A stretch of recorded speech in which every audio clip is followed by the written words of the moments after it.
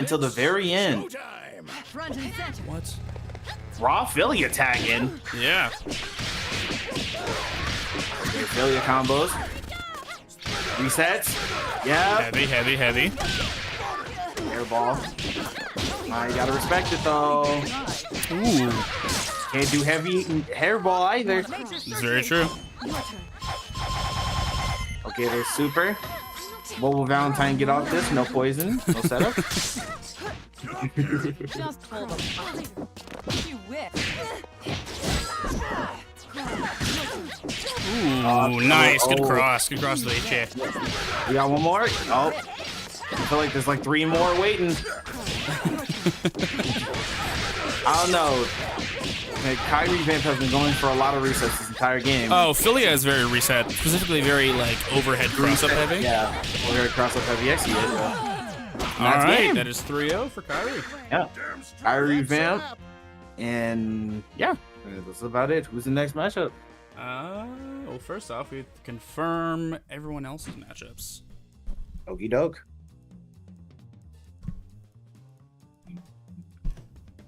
So, Kyrie won 3-0.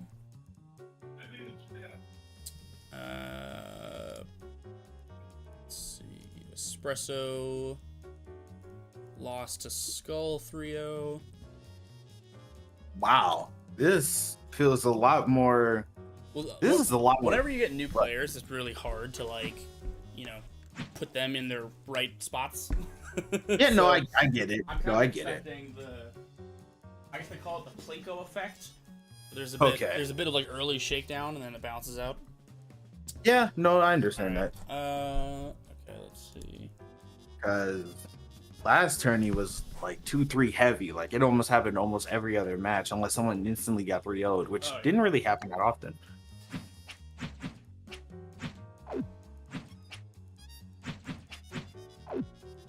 Alright. Really just trying to see.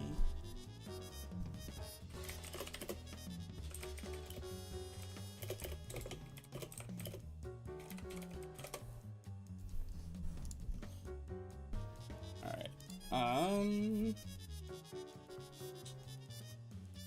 Okay, so we need to know PG versus.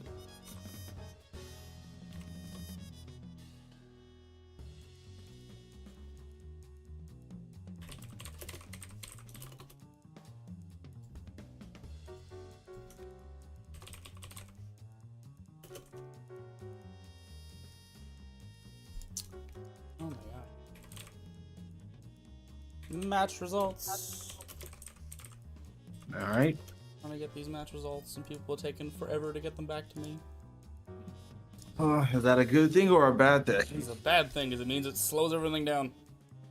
True, but at the exact same time, I wouldn't say it's a fully bad thing because that means there are equal players in the ranks, if that makes sense. Yeah. So if they're taking their time, they're taking their time. But we are kind of streaming at the moment. Yeah, so, we are. Well, it's fine. Everyone has off streams, and if this is going to be ours, fine. yeah, we've had various it's an odd streams in number. the past that were very technically sound, no issues. If this is the first one to have issues, fine. Like, might as well. It gotta happen once. It's gotta. It's gotta happen once. One response to. I think that means they still must be playing because they have been messaging. So the players that we're waiting on, they have still been like messaging actively. So it's just about seeing if they are still playing their sets out. I think. Okay. My guy is in the room and he hasn't said anything. Okay, so Paracelsus is DQ'd. Ah. Oh. Alright, then you added that. Alright, sweet. Paracelsus.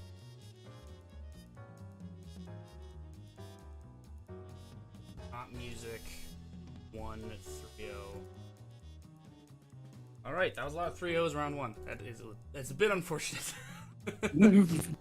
All right.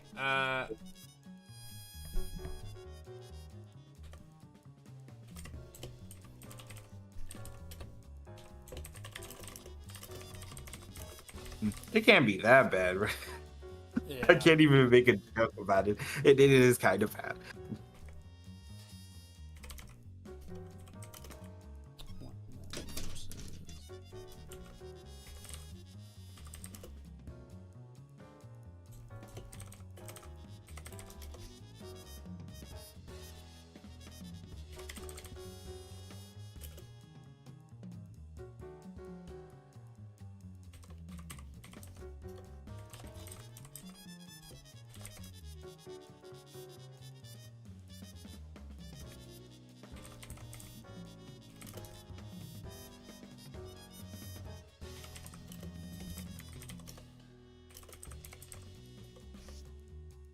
Alright, so our next match is going to be on stream is going to be Radiant Veil versus Brother Skull, new player.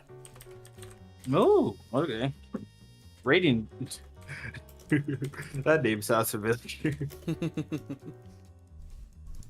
Got to have a returning face from the last tourney, I hope. I hope. Radiant. And Skull.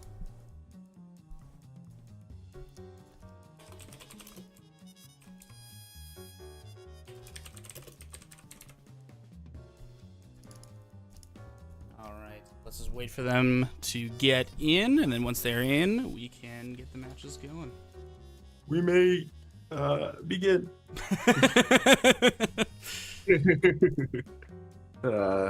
Skull. Oh. Nope, Oh, they damn, joined that the was exact fast. same millisecond. Oh, I heard it too. It was like a double ping. It was like someone reloading an M14 back in World War II. You heard the click and the click. Ah, damn it, he reloaded. Okay, moving on. But it's Now that we can get the match going, Brother fucking Skull and finally. Radiant. Yeah. Someone with a Brother Skull, the new player with a G-Gen profile picture. I don't think anyone watches on the third. But hey, peak a anime rarity. as is. A rarity. No, truly a rarity.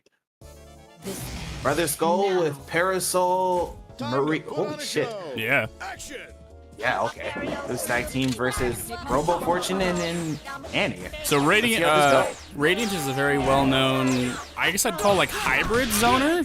But Brother Skull has the perfect team comp to deal with that setup. So let's see what happens.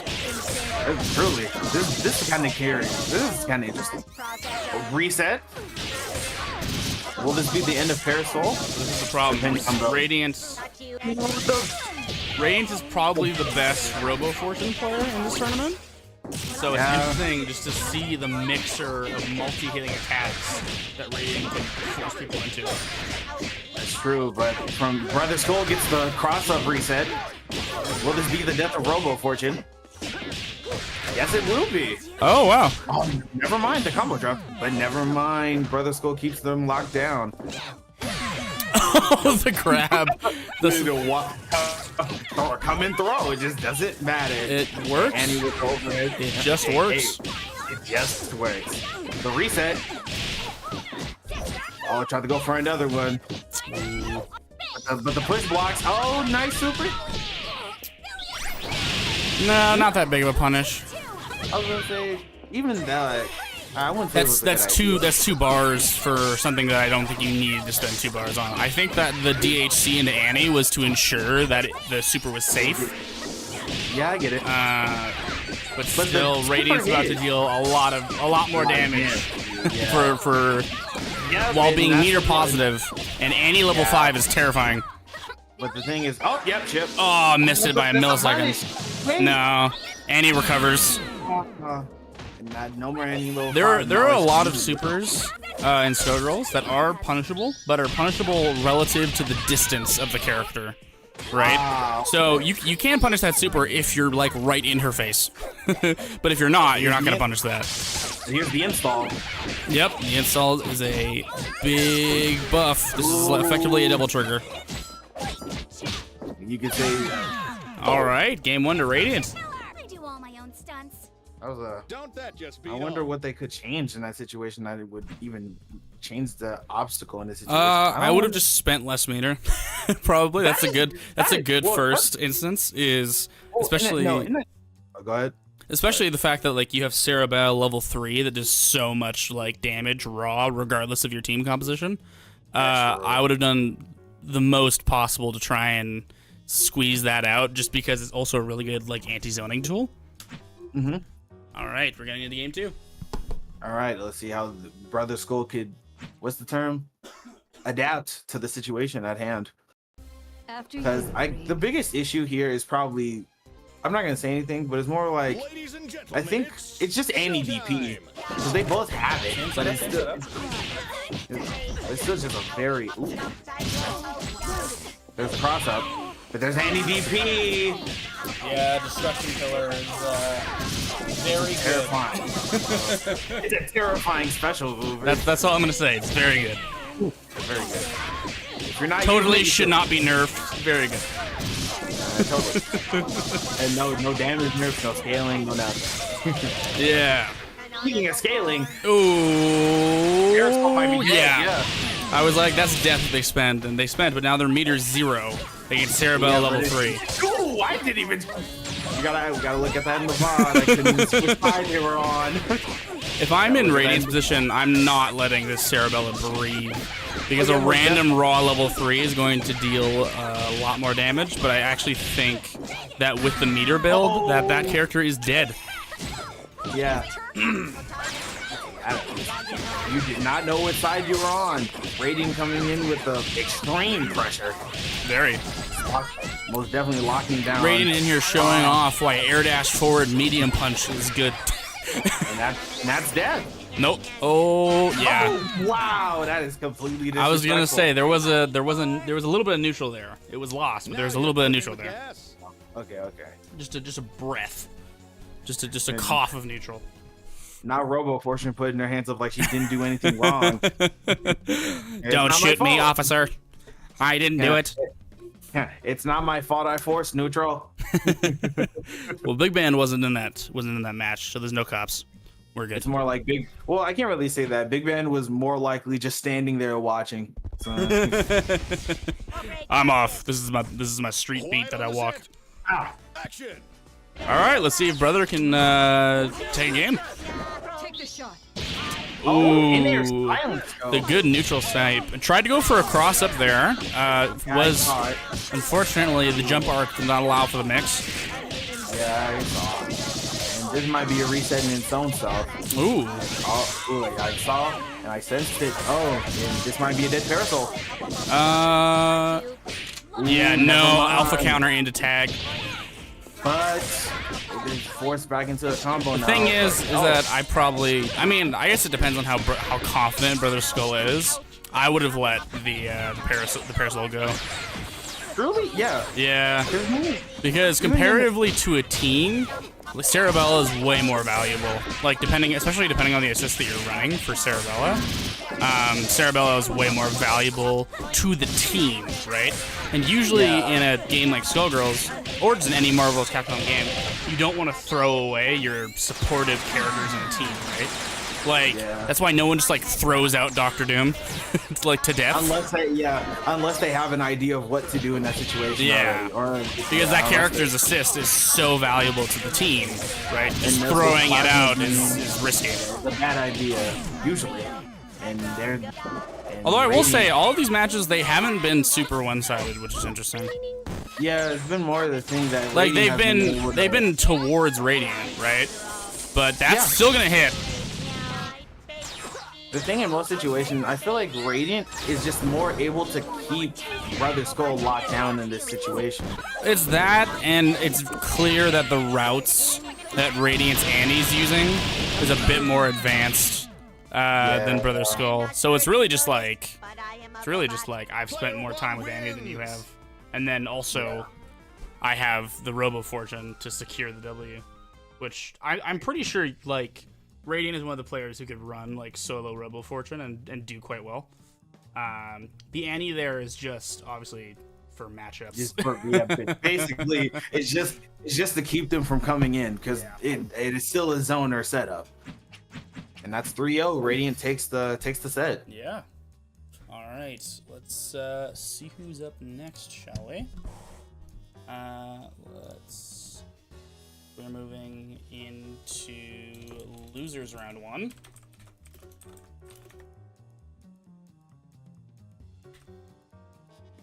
All right, so we're waiting on 1 in a million.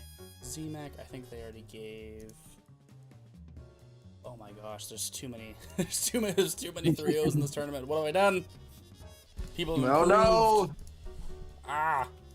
All right. This is bad. This is really bad. All right. NotMusic is going to auto advance due to the DQ. So let's do Brother Skull on stream again, and then we'll get Fabi and ZMAC going. Okay.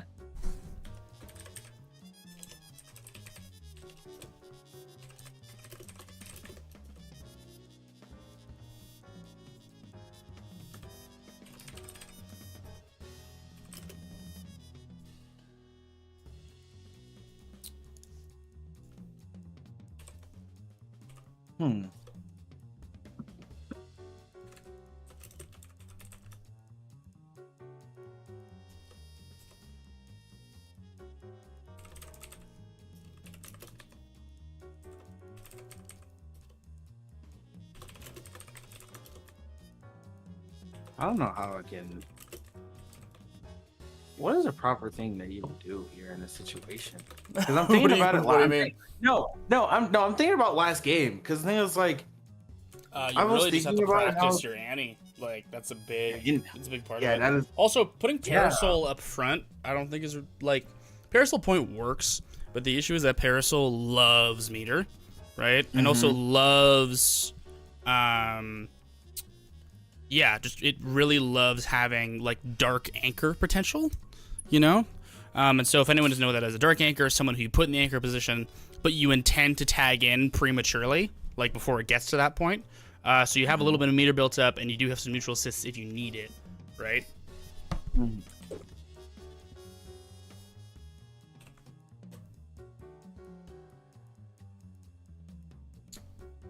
All right, so we're just waiting on Bobex to join the stream lobby, and while that's going, we're getting a couple other matches that are running in the background. truly a powerful Robo Fortune. Really. Just don't let Parasol hit you. That was Right. Radiant just posted as to what her strategy was to winning the set, and she says the strategy was don't let Parasol hit you. It's like, wow, thanks. No, you stay over there. You stay over there. That's very funny. We run into this Just problem don't get hit. half the time. Okay. Why is it being like this?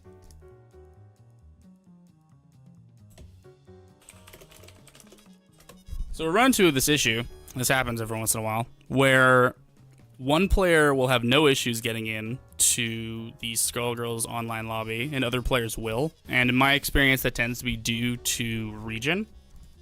So, you know, because Brother Skull is closer in region to the tournament, they're able to join the lobby with less issues.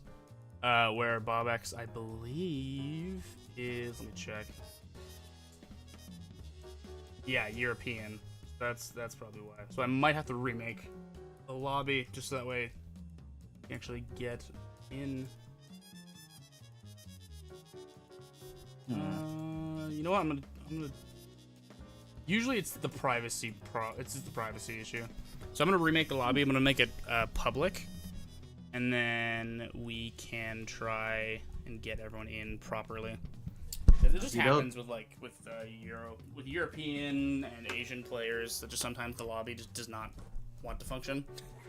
Yeah, especially after the first few sets. Yeah. Dude. Technical difficulties, technical difficulties at this point, man. It's gonna be a long day.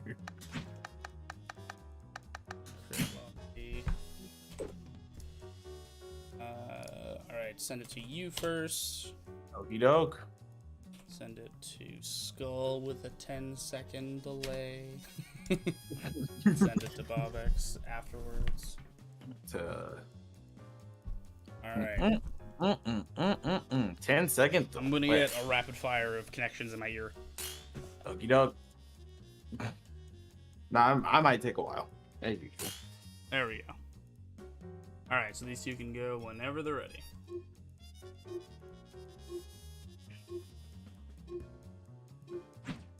Alright. Okay, there we go.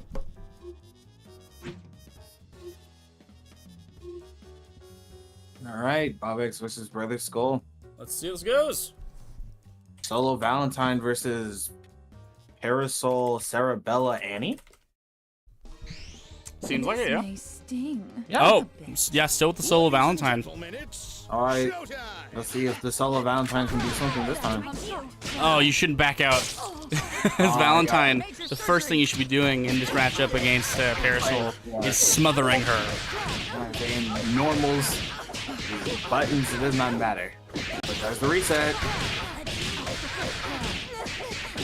Parasol keeping Bobex locked down. Oh no, that's another one. That's low.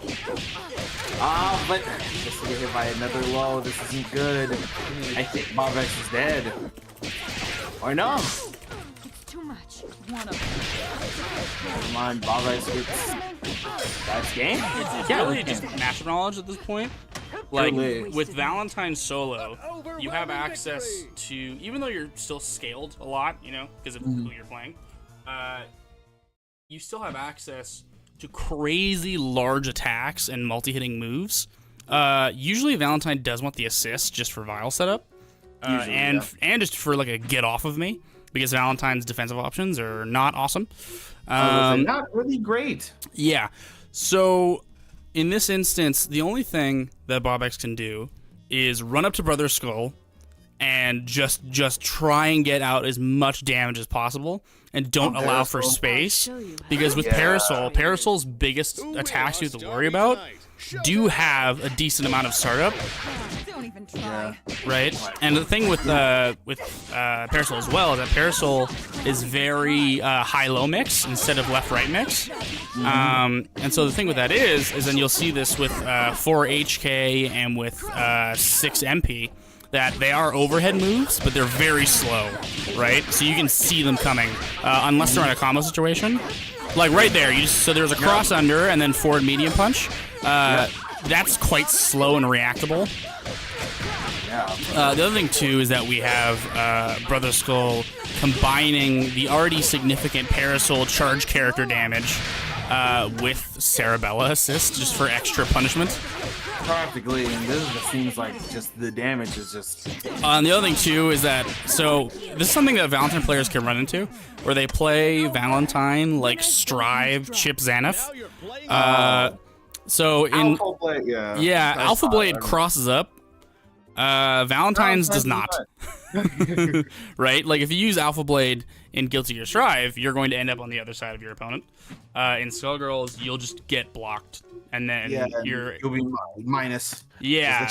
Like in Strive, your opponent still has to have the knowledge that, okay, Strive's gonna Alpha Blade, you know, I'm gonna block it correctly, and then I get to punish. With Valentine, you block it regularly, so there's less deception in that move. So it really depends what world you're coming from. Yeah, and especially if you don't have an assist, you might as well just take that move out of the special move list. Well, you just want to use as combo filler, right? Like you shouldn't be throwing that out in neutral, because in neutral, I believe that's -11. So that's especially, I mean, you know, Marvel vs. Capcom games are not well known for being, you know, super frame heavy, right? Yeah. Being -11 hurts. No burst bait in the air. There's no proper punishment. Fortunately, I think that even though Bobex is getting their ass kicked, they are experiencing a lot of important fundamentals against Brother Skull, right? Like Brother Skull is showing them effectively how to reset, is showing them to watch out for the mix. I don't know what just happened there, but that should have killed Bobex. That was a level 3 that should have killed. And you can also see that Bobex is learning that certain moves that they're throwing out are, in fact, quite negative. Right? It is unfortunate. That was a very one-sided matchup. However, I think Bobex does or can walk away from this with a lot that they can learn from. Most definitely. Also, they could use the VOD and just rewatch this. Yeah, that too. Practically to see what they can do, what they can change, usually.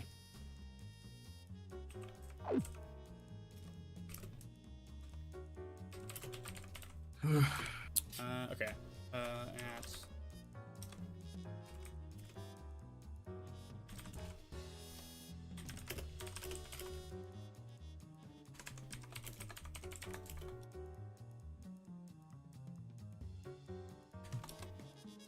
I'm really now just trying to run through losers as quickly as possible. Yeah, no, I understand that. All right.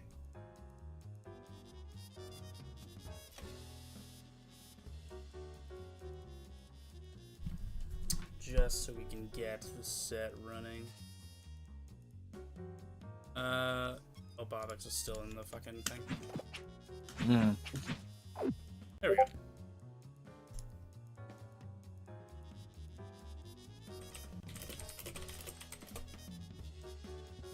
Yeah, so we can even see that in the chat. 1 to Million is giving Bobex some pointers on how to use Valentine's quote-unquote Alpha Blade effectively. All right, so we have both players in. NotMusic coming. Ooh. Yeah, this is Europe versus NA. So this match, fortunately, we have rollback netcode, and fortunately, we have a lot of aspects to Skullgirls that can help mitigate this region distance. I believe it's East Coast NA versus, sorry, I believe it's West Coast and it's West Europe versus West. Okay, so it's a bit more rough than it normally would be, but I think this will be manageable. Another solo. All right, Brother Skull is just getting all of the solo Valentine. Especially the Kakashi skin as well. I was gonna say, I was like, first we had Valentine. We got a lot of ninjas here. One should not be in this game, but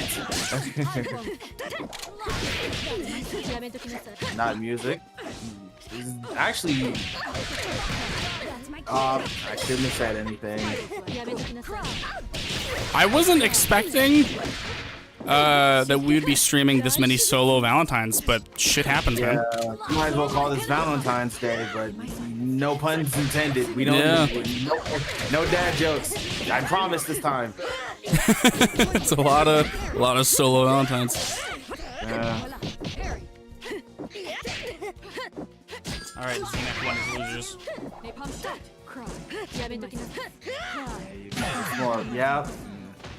Yeah, that's the zoner. Bobex is like every Valentine getting smashed. Unfortunately, I was not expecting that. Although Valentine, like in the early days of Skullgirls, Valentine was one of the characters that could really reliably be played solo, just due to the fact that it's got projectile, got really good like big hard-hitting normals, etc. Yeah. But nowadays in the big band Cerebella Annie worlds, that shit don't work. In the modern era, in the assist-heavy world that we currently know, there's not much you can do. I'll show you how to deal with traitors. All right, no switch, no team change, no nothing. Just down and dirty with the solo Valentine. Stick to it. There's none to it but to do it. Poison trials. Okay. It might be okay. Punish. Now they have to guess right. They guess right, but they hit a low.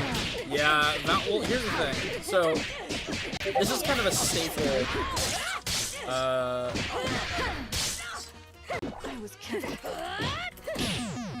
This is kind of a staple of charge characters, is they hit hard, right? Like, it's a balancing mechanic, right? There's a reason why Guile and Parasol are charge characters. It's because if those moves that they're using were not charge moves, they would be broken.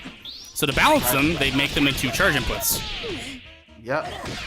Which kind of allows for that big heavy damage. Nice parry. That was nice. And okay, so at that point, what you would want to do is you'd want to do all 3 hits of standing heavy kick, and then go into your Alpha Blade, and you can still combo after that. Yeah, but from the way that this is looking, I don't think that. Oh, never mind. Yeah. So we're running into the Valentine curse of just Alpha Blading a lot. Yeah. Player 1 wins. Dear Lord. That is kind of the downside, unfortunately. Most definitely, I could see it happening now. We've had what? It was 2 Bobex sets, and now we're at NotMusic, who is a very like. Well, and I'm not gonna say that NotMusic's Valentine is weak, but no, it's just on, really you need a duo because you need a get off me assist. That's really what Valentine needs. Truly, I would say like either a Cerebella or an Annie or a Big Band or even a Parasol. Like Valentine Parasol is great if you're using Napalm Pillar, because Napalm Pillar is a fantastic DP get off of me assist. It's like having Flash Kick on your back pocket. Oh, had a combo going and dropped. Well, had a cross-up combo going and then dropped. But you can see that NotMusic has really good neutral fundamentals. So, like, I'm sure, like, if this was Street Fighter, like, NotMusic would be doing quite well. Unfortunately, this is not Street Fighter. This wasn't a team game. Yeah. If this game was a little bit more grounded, then yeah, you would have some pretty sweet fundamentals, because you're landing a lot of hits, you're landing a lot of cross-ups, you're getting that first initial in, right? It just once you convert into the punish game, like, what are you doing, right? Which isn't a whole lot. Yeah. Not looking good now. Brother Skull is just not really. Yeah, I feel like the Brother Skull has been eating good with these solo Valentines recently. Winners don't use drugs. I mean, it's definitely up to NotMusic's like level of practice with Valentine for sure. Yeah. Oh, we had a drop. Was that game 3? I'm pretty sure. Yeah, that was game 3. Oh, that was game 3. Okay, so I'm just behind. That's cool. I'm cheering because we have some people in the background. Wins 3. Yeah. All right. Sweet. So with that out of the way, we can get our next match in here. Right. So that is 3-0 for Skull, making a pretty Valentine-heavy losers run bracket. We have some people stalling in losers. That's unfortunate. Or not stalling, having technical problems. So we're gonna go right in the top 8 and let losers do his thing. Alright. To the winner's side. Quite excited. Let's see what's going down.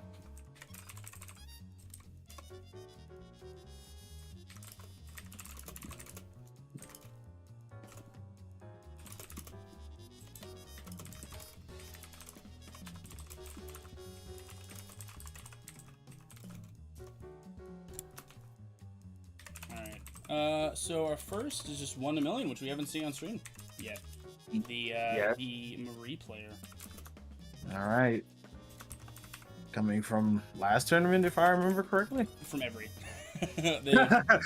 They've been here every time. Yeah. I forgot their team though. Was it? I know it was Marie, but. It's Marie, and I forget the backup. I think it's Cerebella. I think it's Marie Cerebella. Yeah.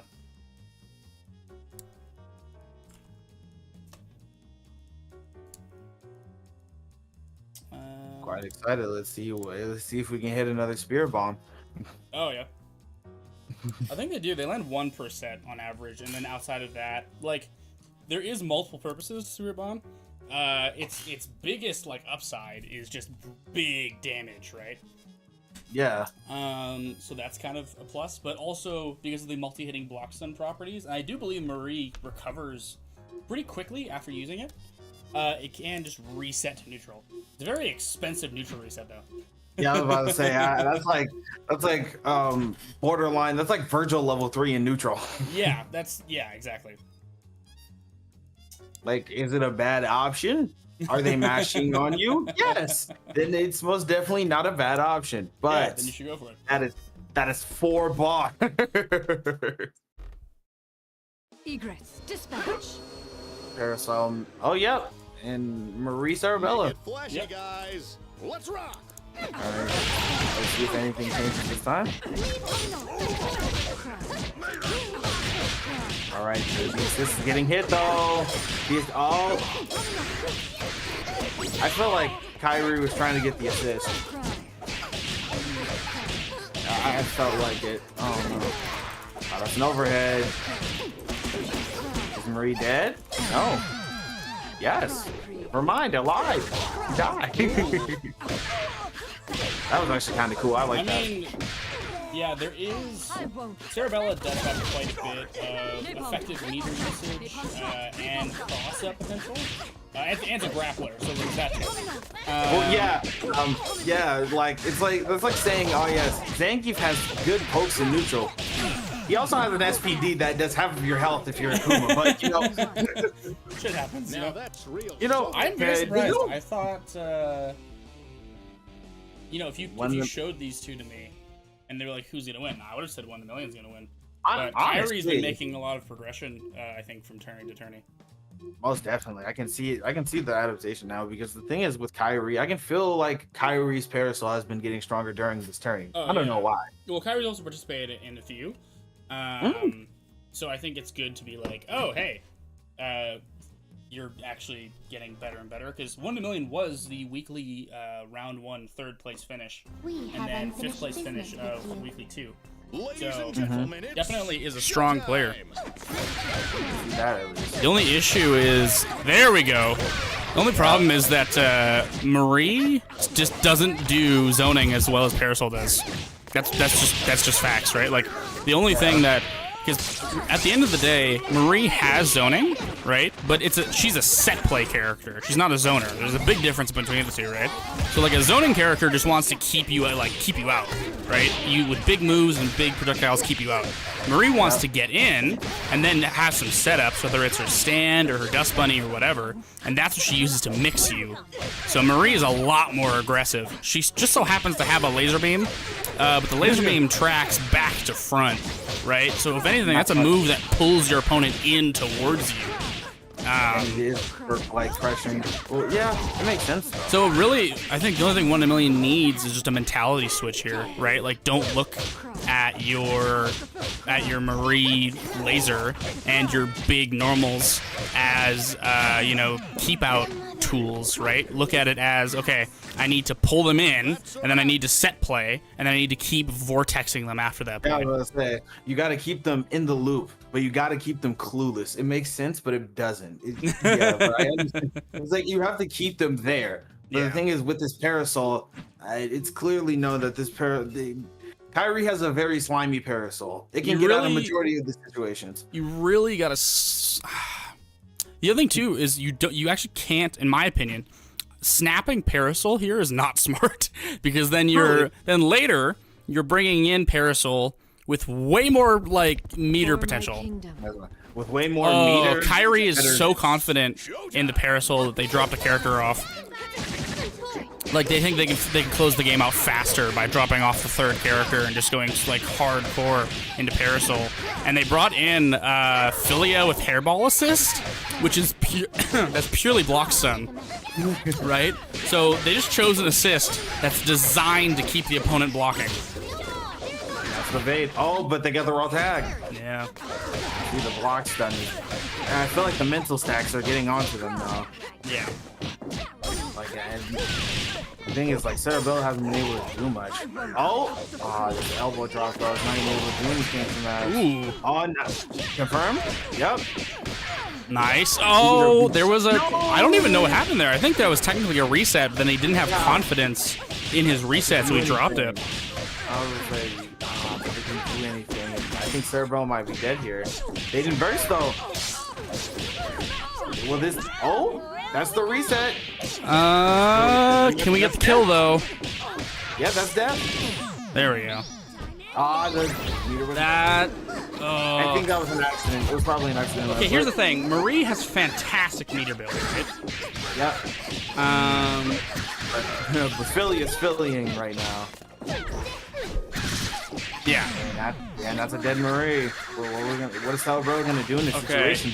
Oh, so in my opinion, Starabella has a lot of tools that she can use in order to, you know, kind of make the comeback, right? Because Philly's a very aerial character, and Starabella has a lot of anti-air tools. Yeah, most definitely. Oh, we're out of meter. No. That would have been a kill if there's meter left over. Oh no! That would have been a game win if it was not up to meter. Call my bookie. That's bad. I read 3-0 and 1 in a million. Mm-hmm. This is all right. So that's 1 in a million to losers bracket, not out of the tournament.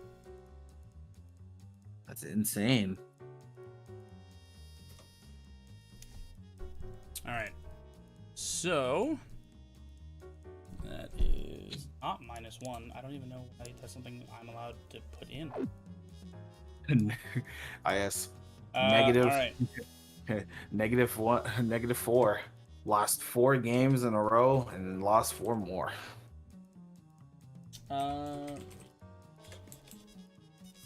Vale versus Race.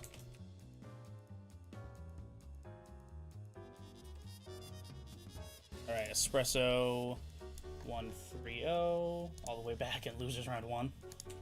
Jeez Louise.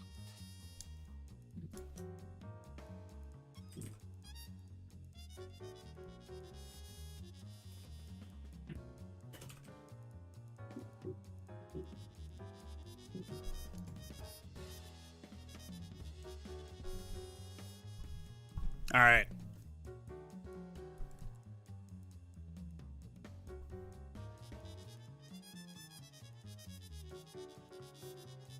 Let's just quickly send out the bracket link.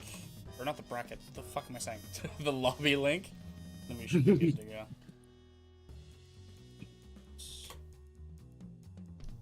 There we go.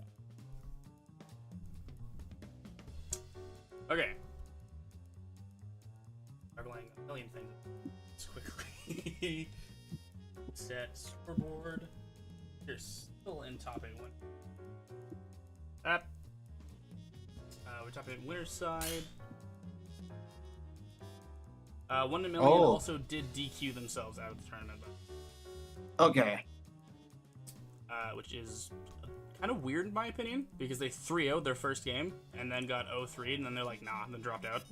So, I mean, up to them, personal choice. That's their choice. All right, Khyreevamp versus Andres. Let's go.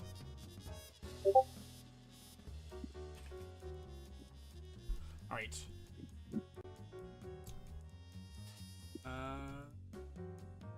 Oh, failed to join lobby. Oh, hold on. Kyrie's still in the fucking.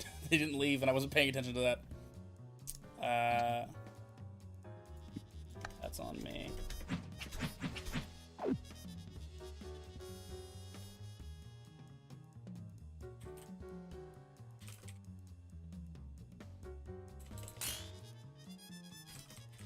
On Andres versus Radiant. This is gonna be interesting. Honestly, if I mostly remember because correctly, it's a Wi-Fi player against an Ethernet player, which I feel bad. Not bad for Radiant. Now that I think about it, like, what was Andres' team again? Oh fuck! It's like on the tip of my tongue, but I'm forgetting. Like, for some odd reason, I remember Beowulf. I'm probably crazy we'll though. see in a fraction of a second. I mean, they might have switched their team up in between, right? This is Maybe. Andres' first game on stream. Mm-hmm. No, wait. Oh, you mean this tourney? Okay, never mind. On this tournament, yeah. Okay, Not first ever. It was Like- definitely in previous sets. Oh, yeah, that was Misfortune. Oh yeah, the misfortune. Although I believe there was a third.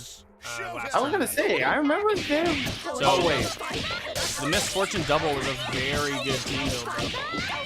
yeah, I can figure Like out. it really depends on what that Andres is running. If he's running Celia Slide, that's some high-low mix just by itself. I'm gonna say, but the thing is, they haven't seen it yet. There's the throw reset. We're in the vortex now. We gotta get one right guess on. There's the DP. I don't think Misfortune pressed anything there. Well, Misfortune. So Misfortune does take a bit more damage if she does not have her head on, right? Because you can hit Misfortune and the head at the same time, which can increase your damage output. But since Andres has elected to keep the head on Misfortune, he is taking less damage. So if I was Andres, I would be looking for a DHC here. He went for a reset instead. I would have just carried that damage and then DHC'd out into double. But now Double has 4 bars. What is Double gonna do with this meter? Double is not the best when it comes to like meter spending. They have a pretty damaging level 3, and they have a good level 1 that they can use in neutral because it's relatively safe depending on whether you use it on screen. But it just kind of comes to like the relativity argument, right, where it's possible, but other characters can just spend better, aka Annie. So Annie can do more with meter than Double can, and it doesn't really matter how much. Show's over. That's just kind of the situation you run into. Basically, we kind of saw it on stream. We're just really what I would have done there if I was Andres is there was a moment where you decided to go for a low reset with Misfortune. I would have just like followed up the damage, get as much as you can, and then DHC into double, and then give your Misfortune some time to heal up, because Misfortune is a very competent solo, where double is just a support character, right? So very similar to a couple other support characters we're familiar with. Yep, and there's the full team that we remember: Misfortune, Double, Big Band. Yep. Well, especially in this matchup, I would have Big Band right away, because Big Band is one of the characters that has a better matchup against Misfortune. Well, yeah, because you can just armor through that shit. I was gonna say, you can just armor through everything practically. Also, I believe it's one of the H Brass Knuckles is one of the only assists that will clash or beat H Destruction Pillar, which is what Lady Veil loves to utilize. Running a risky keep here on Misfortune. Although, because you have the Big Band Anchor, you don't have to worry about the snap, but you do have to worry about the fact that since it's 2v3, zoning is a lot more potent in duos than it is in trios. Some of the most like high-level zoning players, like Swiftfox Dash, for example, they run duo for that reason. It's because it makes their Peacock zoning a lot more, damaging than it would be otherwise. A lot more dangerous in most situations. And the other thing too is that Double can actually kind of pseudo zone with their pistol shot. The problem is that Robo Fortune is going to low profile those bullets. Yeah. Big Man has a chance to get out of this. Yeah. That's one interaction. I think there's like 3 more before he's floating. Never mind. Well, we have Big Man level 5. That's so true, if he can get out of this. Although this is also against Misfortune. Yeah, Catastrophe Cannon. Yeah, full. Yeah. That's very dead. I was gonna say, Robo Fortune again is one of those characters. Both Robo Fortune and Annie are really good meter spending. Because they just melt. Right? And both of them on the same team. Yeah, they're definitely, that's the only like area of that team build that I can see weakness in, is that if you're able to meter starve them somehow, both characters kind of go like, but we want our meter though. I mean, Annie a bit less so, because Annie's character design is interesting. Skullgirls mobile character, so it's designed a little bit different. We'll figure it out later, though. Moving on. Showtime! Honestly surprised that... This may seem off topic, but I'm honestly surprised that Robo Fortune does not have a Lilith skin, but Misfortune has a Morgan skin. That's true. That is very interesting. I actually haven't thought about that before. All right, waiting to get the grab reset. Or reset though. Misfortune double though? I would say Misfortune big band in this situation. We've seen big band. Yeah, no, in this case, he's looking double. Because doubles just isn't going to help you at all. the only case in which I would run double over big man in this matchup, he's never won. Just wouldn't. If you have such self-confidence in your double tech that you think that you can run like solo double effectively. In another instance, big band H brass is just going to interrupt so much that I would use it. But this is a winner side match, right? So Andres technically doesn't have to go all out because they do get another opportunity to lose the record. The real question is, yep, and as already said, this might be death. No. Oh, there's throw. Scaled. Gotta do something about that though. Yeah? Yeah. And you just gonna get and that is the match. That's a wrap. Is that there? No, wait, is that? I believe that is, yeah, that's 3-0. That's real. Yep. Alright. Alright, Espresso 1 against ZMAC 3-0. Espresso is also improving quite a bit because Espresso I think went like 0-2 last tournament, and now Espresso is in top 8. So good work. Wow. Yeah. Loser side still Props. Most definitely. Props to you. All right, Radiant. All right.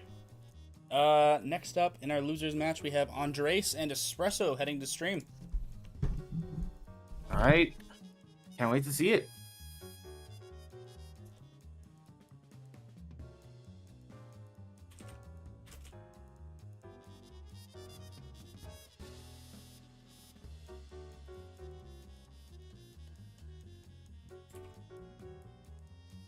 Yeah, we're in top 8, so this is where people are going to start showing up more frequently.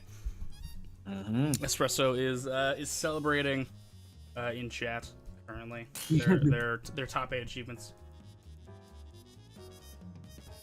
Let's see if they can carry that through. All right. Espresso awaiting lobby code.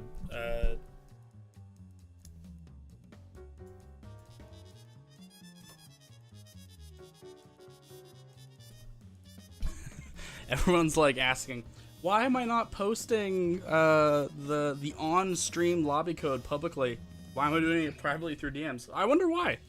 I'm just thinking, I'm curious. It's not like it's a tournament. Yeah, it's not like anyone would want to interrupt this. It's fine.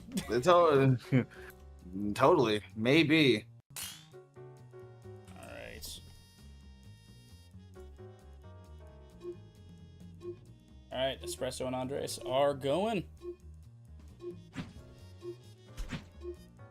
Obviously, I think Andres is going to get to release a little bit of maybe some frustrations they might have experienced in the last game.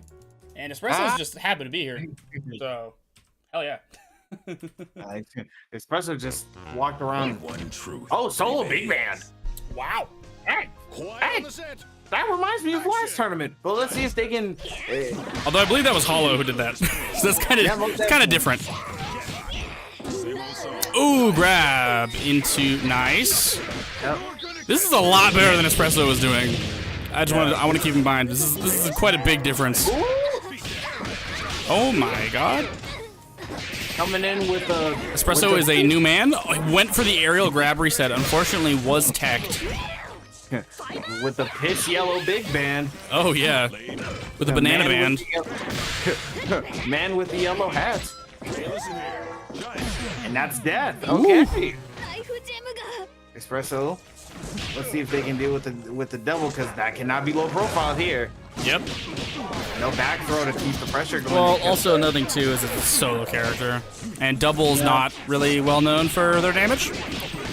They're known for their level 3 damage, but to raw combo damage, they're known for their jumping heavy kick loops, which we're not quite seeing. We're seeing them attempt to go for it, but I believe that's corner only. All right, this is a very technically, due to team scaling, Espresso is the player in advantage. Oh, but the thing is, no level 3. All right, if Andres spends, then dead. Yeah.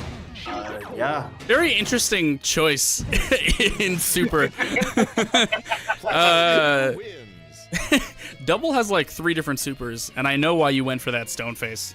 I can see why you went for that. I don't know, man. We'll never know. We got. Oh, totally. Wasn't a Chad reference at all. No, completely clueless. No idea what you're No. on from The that internet? fact. What is that? I don't know what it is. No idea. I know what the web is. I don't know what the internet is. The web. I don't even know Charlotte's Web, man. Jesus. The damned pig. All right.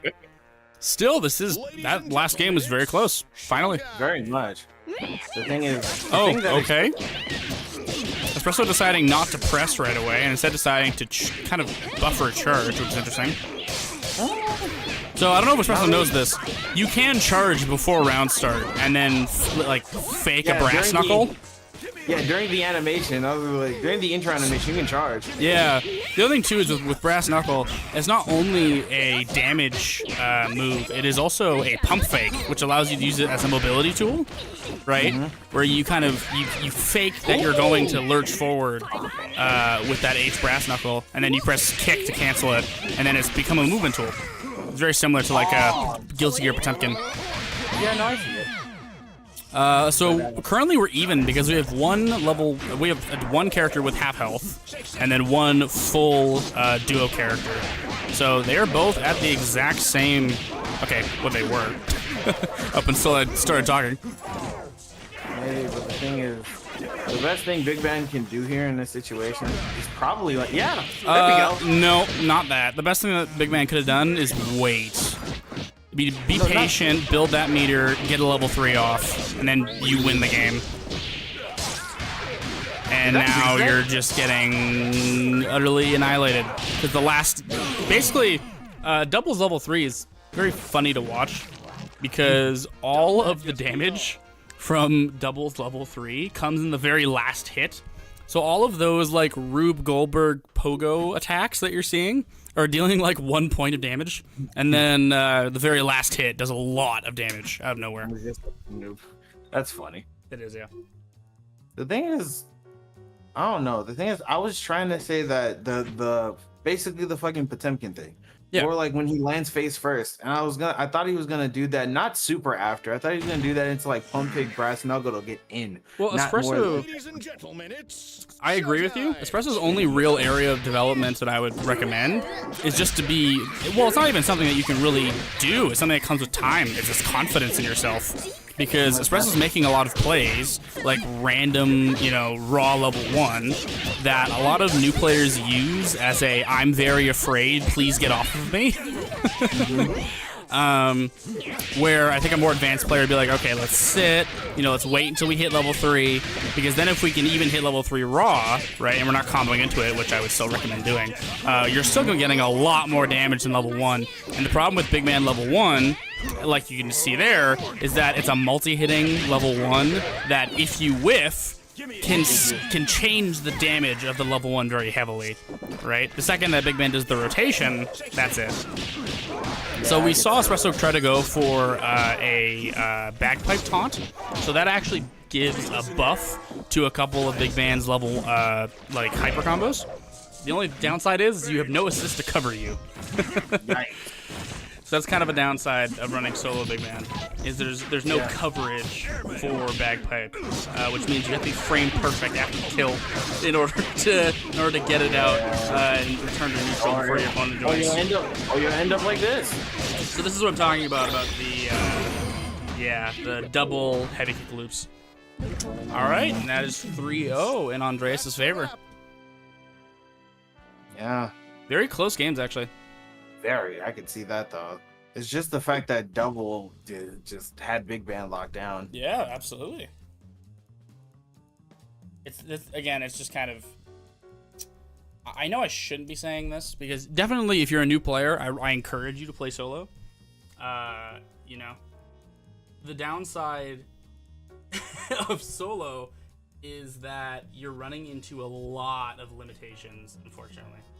Yeah, no assist to cover you in situations where you might do something unsafe, or more damage if you need a DHC option. Even though most situations where you need a DHC option, level 1 or level 3, depending on the solo character, might end up killing regardless. But Yeah, it's just and also just like to keep you safe, right? like basically, because the certainty in a situation where something might not kill, and it's like you just reset bracket.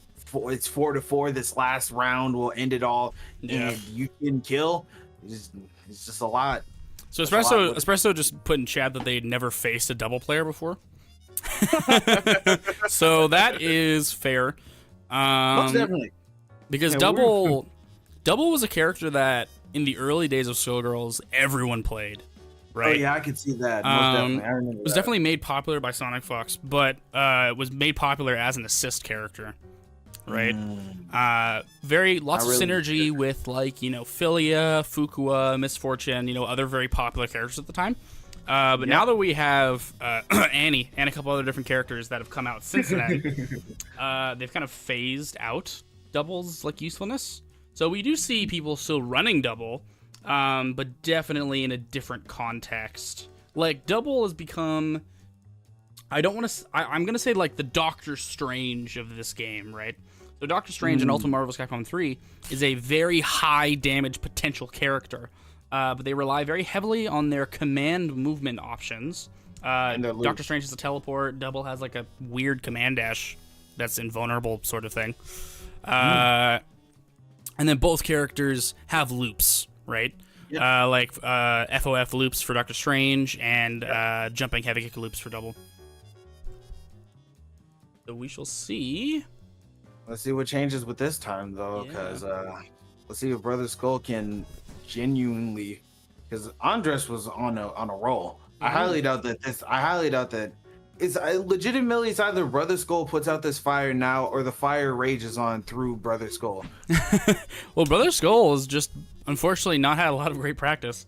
Brother Skull has just been playing against Solo Valentine. You most definitely. Is this the first team that he goes against with assists? I don't know. Probably. Probably. And this is what? This is Misfortune. So this double? is losers semis. Oh, they brought back the big band. Okay. Yeah. The thing is, I think Parasol might have a bad thing here unless Cerebella can come back on occasion. The thing is Misfortune has a lot of movement options to get around Parasol's shenanigans. And with the coverage of the big band assists, that basically means that Misfortune's movement is very hard to pin down. So I wasn't crazy. Because the thing is, Cerebella's there. But the thing is, even with Cerebella there, that's like, what, 1 hit? 2 hits of hyper armor? Definitely. Like, in terms of movement and armor, right, we're looking less like Marvel's Capcom and more Guilty Gear, right? Because, for example, in this game, there's no 8-way air dashes. There's just forward and back, which is very... Well, and there's also diagonal up, diagonal down, which is kind of, Guilty Gear-esque, right? Yeah, like, you have Valentine, Black Dahlia, who've got kind of, like, Eno-style air dashes. Yeah, Eno-style movement options. And then there's other characters like Philia and Misfortune who only have forward and back air dashes. The only thing, though, and I think we just saw that because Parasol is dead, is that Misfortune is fantastic at dodging those napalm shots. And as an alpha counter into level 1, if I was Andres, I would find a way to safe tag into any character. Double has probably the safest tag. All right, interesting matchup in between Double and Cerebella. Just because both characters they're both support-heavy characters, right? So they fulfill the same role, but they do it very differently, right? Because, for example, we have one that's dead, so I can't follow that line of logic anymore. But we do have Solo Annie, which, Solo Annie in level 3. I've seen this comeback before.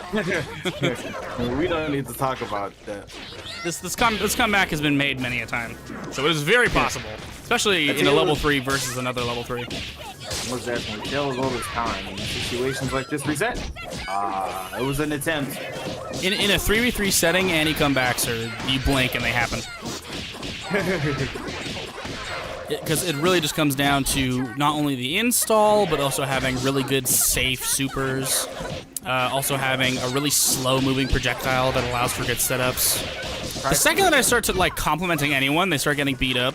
Start dying. Yeah. Huh?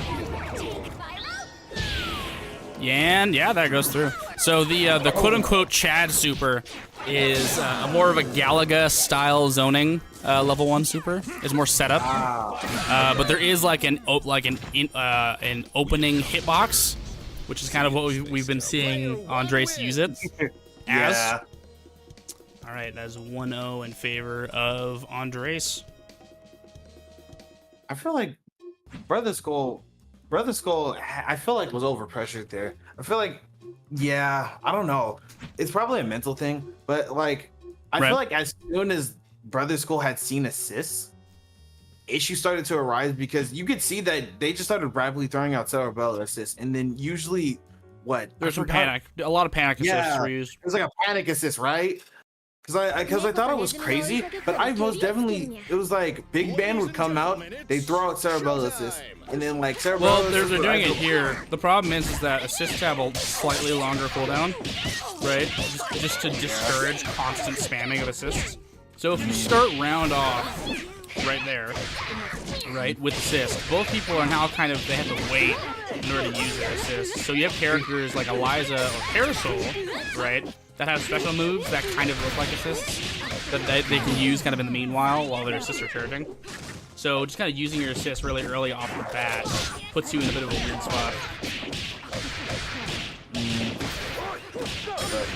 Oh, we are seeing the Parasol corner damage.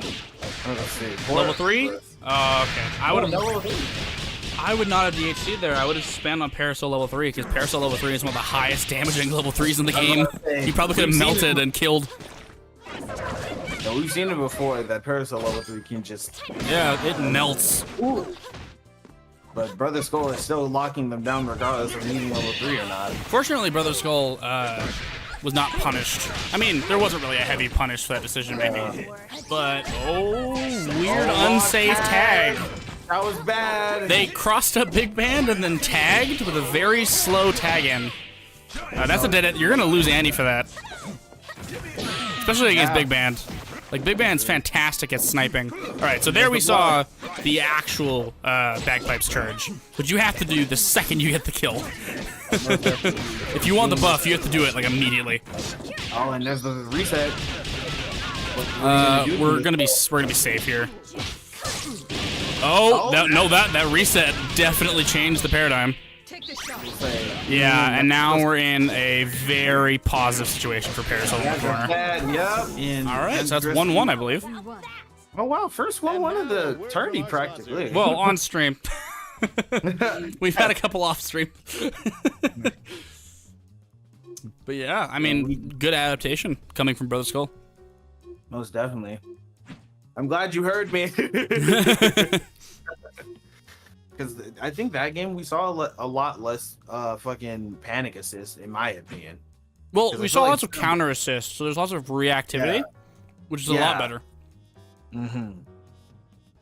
Because the thing is, I'm noticing that. Okay. Like waiting for your opponent to call their assist, and then using your own armored assist to punish them. Like, right there it just happened. Although, since they were 2 armored assists, they just clashed. Yeah. Oh, and there's the overhead reset. Yep. And Brother Skull's back on Parasol. That's the thing, with Parasol, it's more so the high-low than the left-right. You gotta pay more attention to that. I get like, it. there are a lot of characters, like, you know, for example, like Philia. Philia is a lot of left-right mix with her air dash. Parasol is purely up-down, with a little bit of, like, cross-up. But, like, because of the jump arc, you see that shit coming from a mile away. I don't think that was a Cerebella just lost a good chunk of their health. Like, yeah. Doesn't matter when you raw super once and it doesn't work, you raw super again. Well, the thing is that, like, I don't know, Cerebell level 1's a pretty bad panic super because it has a lot of end lag. you know, and that's kind of the downside. Is you either hit and you get that damage off, or you don't and then you die. You don't and you die. And from the way that this looks, I don't think double might waste it. Ooh, that was a nice crossover. I like that. That was kind of nice. Yep, there's the armored assist, and without Cerebella, there's not much you can do here. Can't punish that. Yeah. Reset.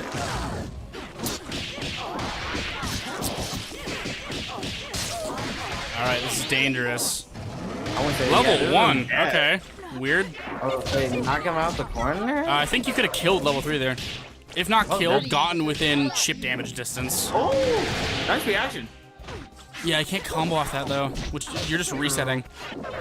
Yeah, but in a situation where you need to punish him first. Andres could have killed a long time ago and hasn't. Yeah. That's true. I was like, yeah, I understand trying to be optimal. Oh! Well, I understand trying to be conservative with your meter, but you've already dealt a lot of damage to Annie over the course of the match. I would have just killed. Here we go. Yeah, just spend it. Raw level 3. Karate kick. And we're out of here. All right. So that is 2-1 for Andres. That's all, Yeah. folks. Strong game plan. Definitely. That was a little less close than last time. However, we've seen matches like this before, where instead of the matches being close, it's like one person has a landslide, then the other person has a landslide, and then it kind of flip-flops back and forth. Yeah, it sounds familiar. Totally didn't happen last tourney at the beginning of the stream for whatever. Right? It was like totally. on-stream matches. Totally. Wasn't wall to wall to wall. Most definitely. Totally didn't happen. Totally not telling you to watch the VOD or something. Egrets. Definitely. We don't need the views. No, we don't. Ladies and gentlemen, Fuck you, we don't need it's views. showtime. Oh, unfortunately went for the DP right out the gate with Misfortune, which is very unsafe. Well, definitely. At this point, you might as well say that. And the reason why it's actually safe in ones because you can like spring out of it, but because of the assist that both players are running, it makes it actually very unsafe. Because then they can counter your DP with an assist or with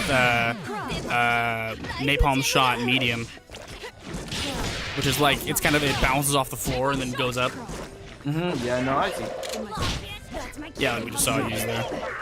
We can see Cerebella's armor assist being used, but there was no confirmed. Brief staring contest with the human hand. Yeah, most definitely.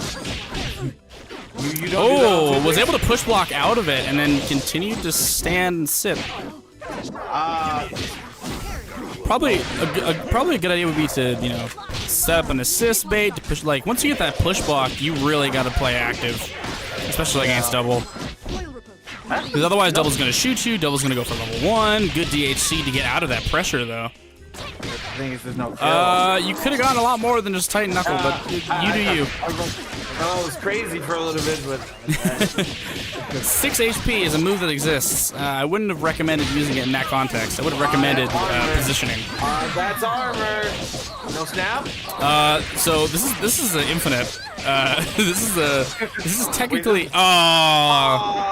So when you have an assist character out, you can either do what they call a snap infinite, where you snap out both characters and that leaves the assist on screen, or if you kill with a hit that hits both characters, that lets you go for an infinite. And so, Brother Skull just took a lot of damage where he didn't need to because he called Annie at a bad time. Pretty bad though. The thing is, depending on how this goes. Well, Brother Skull has the comeback potential. We're talking about like level 5 Parasol. To be fair, if I was Brother Skull, I would have just gone for the level 3 because I think the chip damage would have killed double at that point. Yeah, true. And then you have a perfect reset against Big Band. So it's not super in your favor, but you take a character at least. Yeah, I was about to say it's better than not All doing right. it at all. Looks like that was 3-1 in Andres' favor. And Andres, just the fire rate is through, pushing through. What is this, losers? Or is Losers this semis. Okay, Yeah, just pushing through. Let's see if they can do anything else than this, though. All right, so we are now into winners finals. All right, winners. Let's see who's in winners finals this time. It is What's the Kyrie matchup? and Radiant. Kyrie Radiant. Mhm. Okay, this is gonna be a good match. I feel it. Yeah, I feel it. The real thing is Radiant gonna be able to just? The thing with Kyrie has been like, I don't know. It's hard to explain what Kyrie's been doing this tourney. Kyrie's been doing great things, but it felt like. Oh, totally. I mean, in between the two, I'm kind of expecting Radiant to take it, just because I haven't seen Kyrie do well against that zoning archetype. Yeah. And that's purely just match experience. I could be totally wrong, and Kyrie could show up and do really well. It's just I haven't seen them get that opportunity.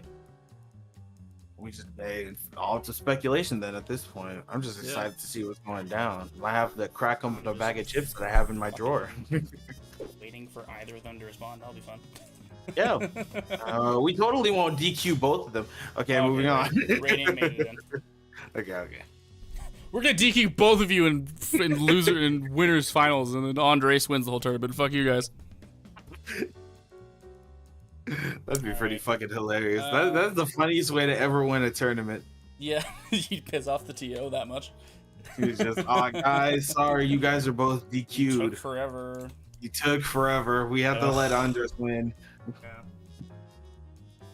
Affirmative action to get Affirmative action to get the tournament win.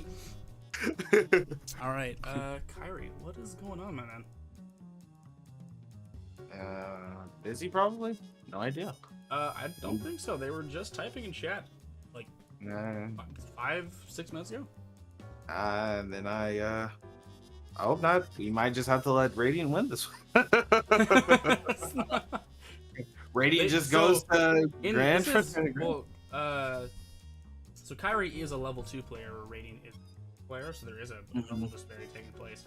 But you've made it all the way to winners finals, Kyrie. You got to play it out. I want to say borderline. I understand being. Oh. I understand. Oh, there it is. Kyrie failed to join, and now we have whoever the fuck this is. And that is not the right person. We're gonna be. All right.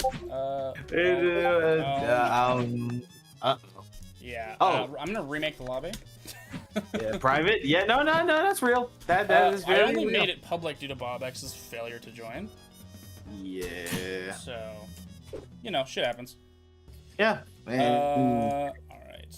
Fortunately, I was able to nope out there before anything happened. Yeah, 2 decent streams. We have to have 1 bad one. This is the 3rd one. I beg. This is not. 3rd one. I wonder what's gonna happen on lucky number 7. All right, we're in. We're good. Jesus Christ. Yeah, we're here. We're here. It's always technical problems every time. Always some guy who joined. Also, literally, the lobby is labeled tournament intermediate. So the fact that the other guy joined, he knew what he was doing. It's being cheeky. Bro didn't give a damn. Yeah.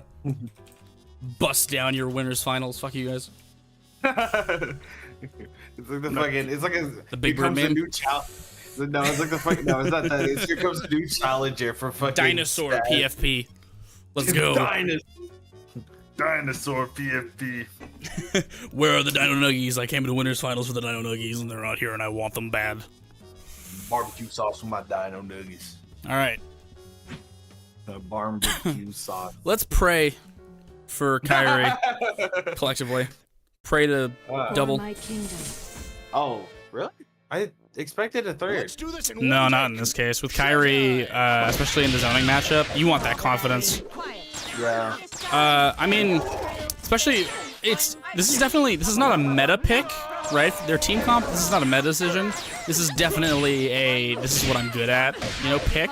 So I'm going to lean into my strengths as a player and less like what the meta is telling me I should be doing. So Parasol's charge MK is fantastic at blocking zoning. So Parasol is very sufficient at both, zoning out as well as protecting herself against zoning. And then Philia Hairball is just really good for block stun. And it can also sneak under a lot of other moves to interrupt. I think this kills the chip. Oh, no. Yeah. That was a very interesting trade. Honestly, I thought Radiant might have been able to get out of that, but she wasn't. Honestly, I thought like the Laser Super was gonna win. Yeah. Honestly, but it seems not.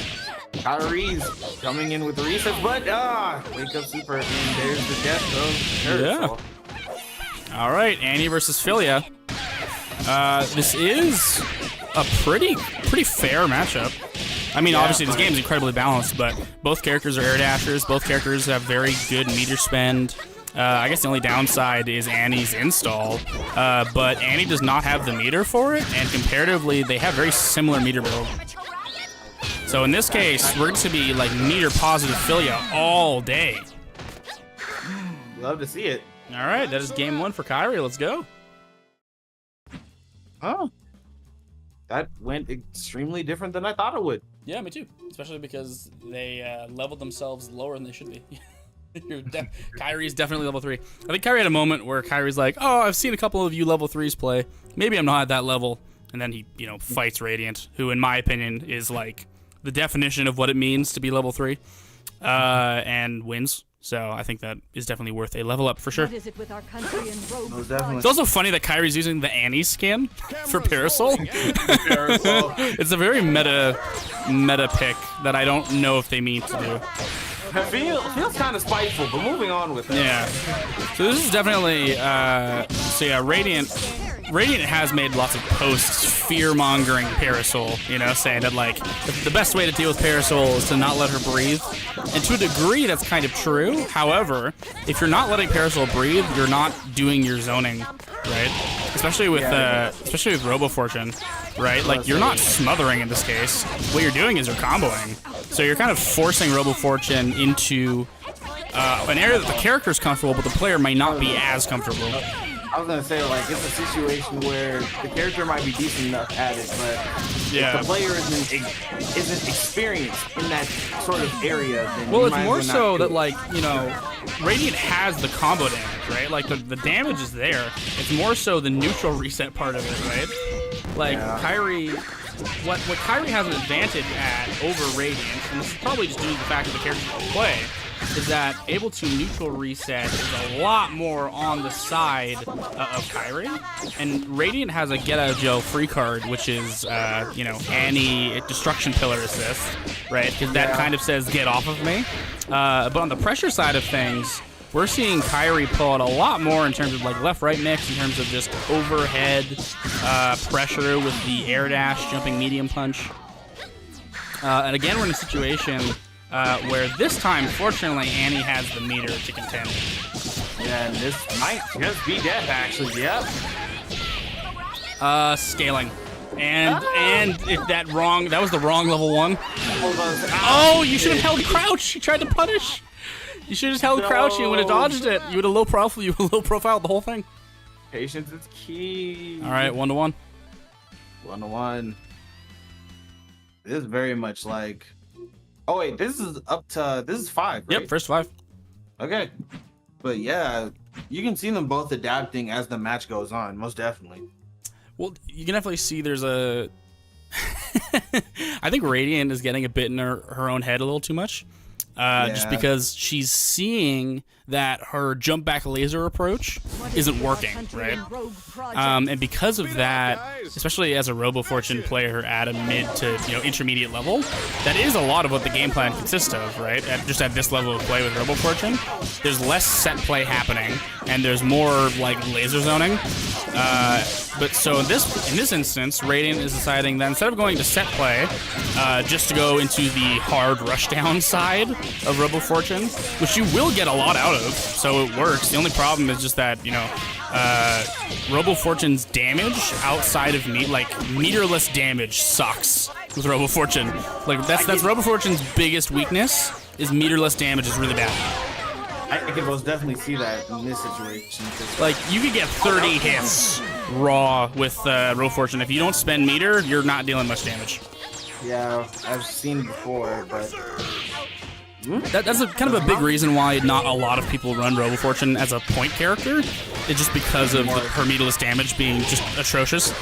And we're going to see that, because comparatively... Philia is going to be getting a lot more damage than Robo Fortune for a very similar amount of effort, as long as they're both meterless. Also, Philia is unique, where she's one of the only characters who has a level 1 that can combo into her other level 1. So she has her dash super and then her DP super. The problem is her dash super does a wall bounce, and the wall bounce lets you go into her other level 1. Oh yeah, you better spend on that. Ah, no! It doesn't matter because it's chip. The best thing that Philia can do is try to go for a spike to interrupt, but again, you have to get through Annie assist.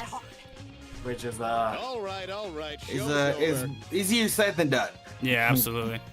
It's definitely an interesting team setup to run Robo Annie, just because, like I said before, Robo Fortune's meterless damage isn't great, and Annie also doesn't need meter but really wants it. So honestly, if I were Radiant, I would run the same team but flipped. Like I would play Annie first. So Annie Robo Fortune? Yeah, so what, because assist? Well, the thing is that I don't think Annie's H assist is good enough, right? Like H beam from Robo Fortune is also a fantastic full screen neutral assist. The only thing is that I think a lot of players can kind of rely on Annie Destruction Pillar as a crutch, and we've seen that very heavily if you watch the recent EVO 2024 finals, the Kill Sage against Sonic Fox, where Sonic Fox was running Annie, and the Kill Sage was running Philia and was able to get around it pretty easily. The thing is that the presence of Annie's assists makes you want to play a little bit more defensive. But the thing is there is a little bit of time, just a little bit of time, like I think it's like 5 frames, right, before the DP comes out. And in those 5 frames, you can very heavily punish it. So what I would do personally is that Annie builds meter a lot more than Robo Fortune does. Because look, we have 56 hits, and they only have 2 bars of meter, right? So Robo Fortune needs meter and is not very good at building it. Where Annie, she likes meter, doesn't need it, but she's got way better meter build.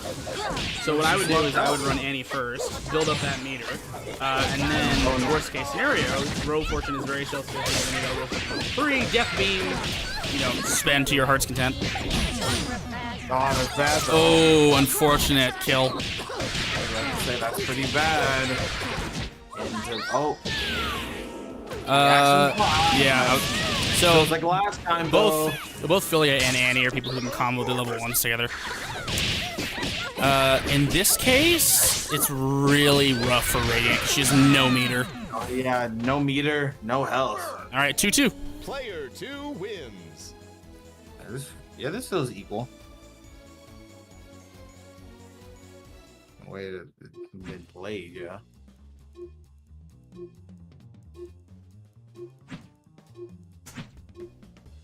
Definitely running into a situation where I think Radiant is just running up against a character wall, right? Yeah, okay. So it isn't just me. I was thinking about it, and I was like, go ahead. The problem is I think it's just the team comp. Like, the team comp is, we're watching Radiant put in a lot of work and getting very little out of it. Yeah, I was getting barely anything. And the reason for that is because the fact that, like I said, Robo Fortune, her meterless damage is terrible. It's really bad. And we have a character like Parasol with her Charge Medium, which we're seeing right here, who is fantastic at dealing with Robo Fortune Beam. So once Beam is no longer out, right, you're dealing with Robo Fortune's crazy damage scaling. So you gotta spend if you want to get, anything.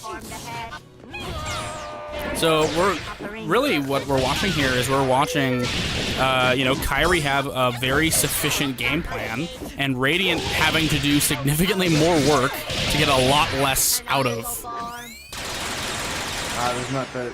I guess. I want to say that was look how many hits. Just look how many hits we're dealing with here. Radiant had to get 99 hits to not even kill. Not even kill, yo. Right? Hey, that's an indicator. This is decent, though. If you're going triple digis and you haven't killed a character yet, something here doesn't feel right. Yeah, then you know that something's off. So really what I would do in this instance is I would really just run a trio. Like I'd literally leave your team as is, you know, and just get a point character, or I'd put Annie in front. Yeah, that's that though. Death. That was Yeah, Magnet Grab is fun. That's a wrap.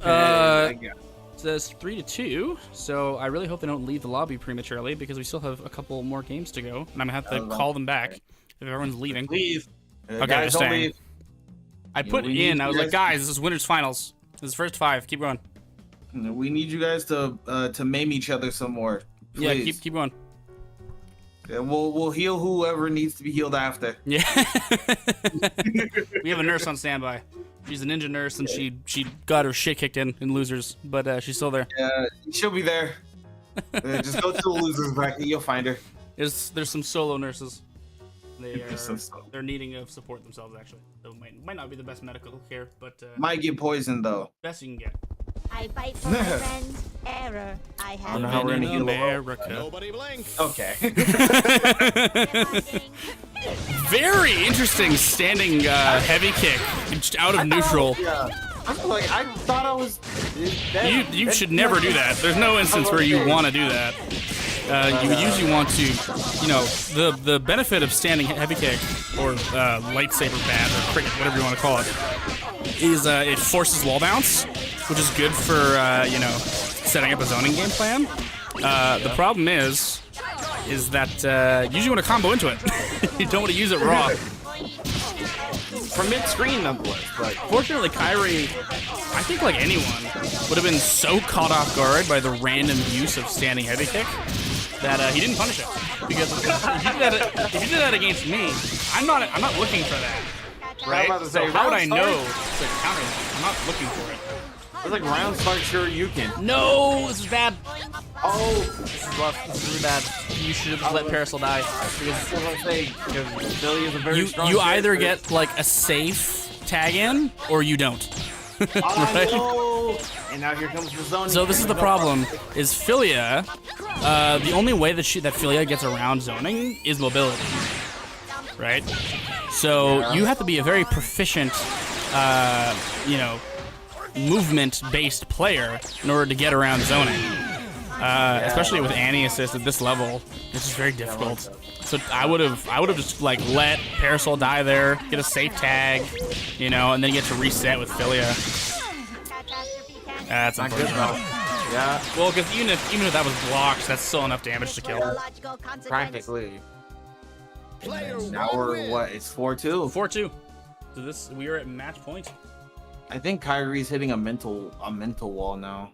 Well, if I was in Kyrie's position, I would be like, what? Like, I guess Because this is the case. If you've ever seen, there's a lot of articles where, you know, people would invent these chess robots, right? These bot players that were optimal, and the way that the grandmasters would overcome these robots is they would start making bad plays intentionally, and that would throw off the perfection that was taking place. And I think Radiant's making a lot of interesting decisions, like mid-fight, which is just throwing off Kyrie's game plan.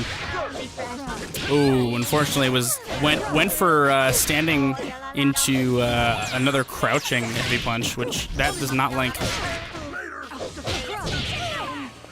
Ooh. Okay, there's a lot of just weird shit happening here. Like Kyrie Kyrie's been using Philia assist in kind of weird places. Because Philia, you know, hairball, that has to hit, or otherwise you're just sending your assist off into the abyss, right? Because that assist moves across the screen really fast, and it's not like Robofortune 8 beam. It's not a constant. So you really want to use that as lockdown, right? Not as neutral. Yeah, nor is it a beam. Oh, Annie. Oh, there we go. Left, right, next. There we go. And now we're back on Get that Philly cross. channel. Get that And cross there's up. the reset low. No, you had to kill it. You just threw it away. Oh no, and that's install. It hits both, wait, what? but it tags out. Oh, that's reset. That's dangerous. This is really dangerous for Kyrie because Kyrie had the kill and they dropped it. Oh, I would have. Wow. Nice punish. Yeah, that was also like 2 pixels away from getting interrupted. I'm about to say That was really the good. aim was perfection. Okay, super, please, Dude. dude. You're doing everything too late. You're gonna kill. Like Kyrie is the example of like just kill, dude. Just kill. Why are you waiting? Like, you might have to Just spend. and go play Valorant with Yeah. that kind of. Just spend. Please, you have Oh, 3 cards. okay. Again, unnecessary reset just happened there. You see Yeah, I that? saw. Air Yeah, I dash, saw. medium punch into jumping cross up, heavy kick. Unnecessary. You could have just gone into the medium, into the low, into the combo, and then you win. You know, one of these things is not like the other. I know that Philia players like to press buttons. I know that. But like, goddamn, too many buttons. Yeah, a whole lot of buttons, not a lot of killing. Yeah. If that's my only critique for this whole set, it's just a whole lot of buttons, not a lot of killing. Yeah. So funny. Loyalty detected. Please update your system. All right. Ladies and gentlemen. Neutral start with these two is always interesting, so let's see what happens. Again, unsafe special move out of neutral. I don't know. Radiant is doing very crazy, like, to me, almost random moves out of neutral, and they're working. So, I mean, if it works, it works. I feel like what we talked about this last time, where like a mental stat, right? Yeah. And throwing out a move where someone isn't really expecting it. You're Would avoiding probably- mental stack and just saying, you're not looking for this. Yeah, you're not looking for this. But the thing is, even if you go, you're not looking for this, it still makes you think like, Well, is this gonna happen next time? Radiant's just saying, I think you're gonna press. So because I think you're gonna press, I'm gonna throw it and then But that's all she's saying. Power nap. Which, I mean, against Philia, against how Kyrie's been playing, it is a very safe assumption that Kyrie's going to press unnecessarily. So throwing out a move against someone who you know is going to press, I think is pretty smart. Even though the move choice was a bit interesting. Very weird, but hey, if it works, I'm gonna stop complaining. Like, if you thought they were going to press, I would just go into just, like, medium. You know, just, like, standing medium. Ooh, that's yeah. All right. That is that's- 5 games for Radiant. All right, all I was right. gonna say that's Show's 5-3. Yeah. Radiant goes into grand. She does. She makes into winner side of And- grands, and Yep, and Kyrie has to Kyrie fight is going Andres. into losers finals. Yeah. Let's see what that fight between Andres and Kyrie, because I'm all here for it. Mhm. Last time we did losers finals, it was what 4-5. Oh god, I don't even. Yeah. Because I barely remember it last time, but I know it was like 4-5 last time. Totally. Alright, sending link. Kyrie's already in, so I don't have to send that instance. Let's hope that they join within a reasonable time frame. I hope so. I hope so.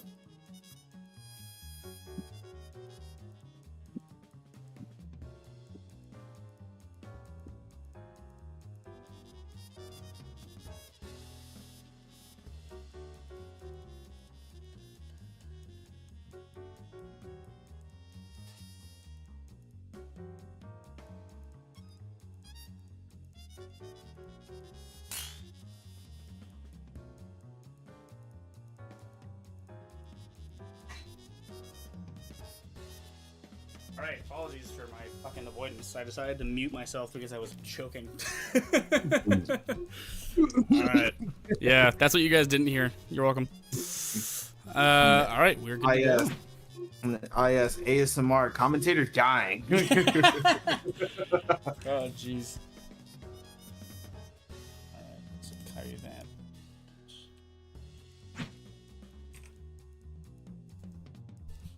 Alright.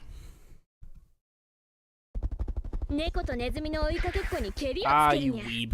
The Yeah, direct I- fate is yearning. I didn't notice that last time, but I thought it was tweaking. Yeah, I was did. like Use the Japanese voices. What? Japanese voice. Nice. I most definitely remember. I remember. I forgot who the voice actor was. For Miss Fortune. I don't remember. I was looking up. Yeah. There's a reset. Yeah, we had a sneaky low hit in there.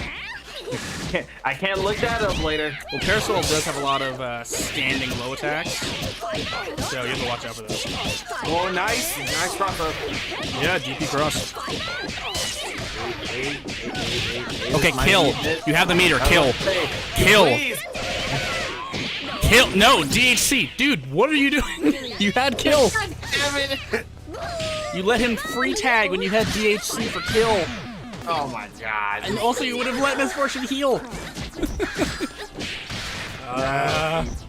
Big whiff in losers finals. Oh, Kyrie's Lord. gonna get to punish you very heavily for this. Ah, no. Because, like, so, Double is a big body character, right? Philia loves big body characters because it makes her cross-ups way more potent. Let's use etc. etc. Yeah. Oh. Oh. Having some connection issues. Yeah, you can see that. DC'd. Huh? Let's see who fucking crashed. No, what? We can't even see. We can't even see. They're both What here. happened? I don't know. Yeah, in this instance, the win goes to Kyrie because he's wired. Okay, yeah. That's game 1 for Kyrie. Yeah, Weird win. we very. What a way to win a match.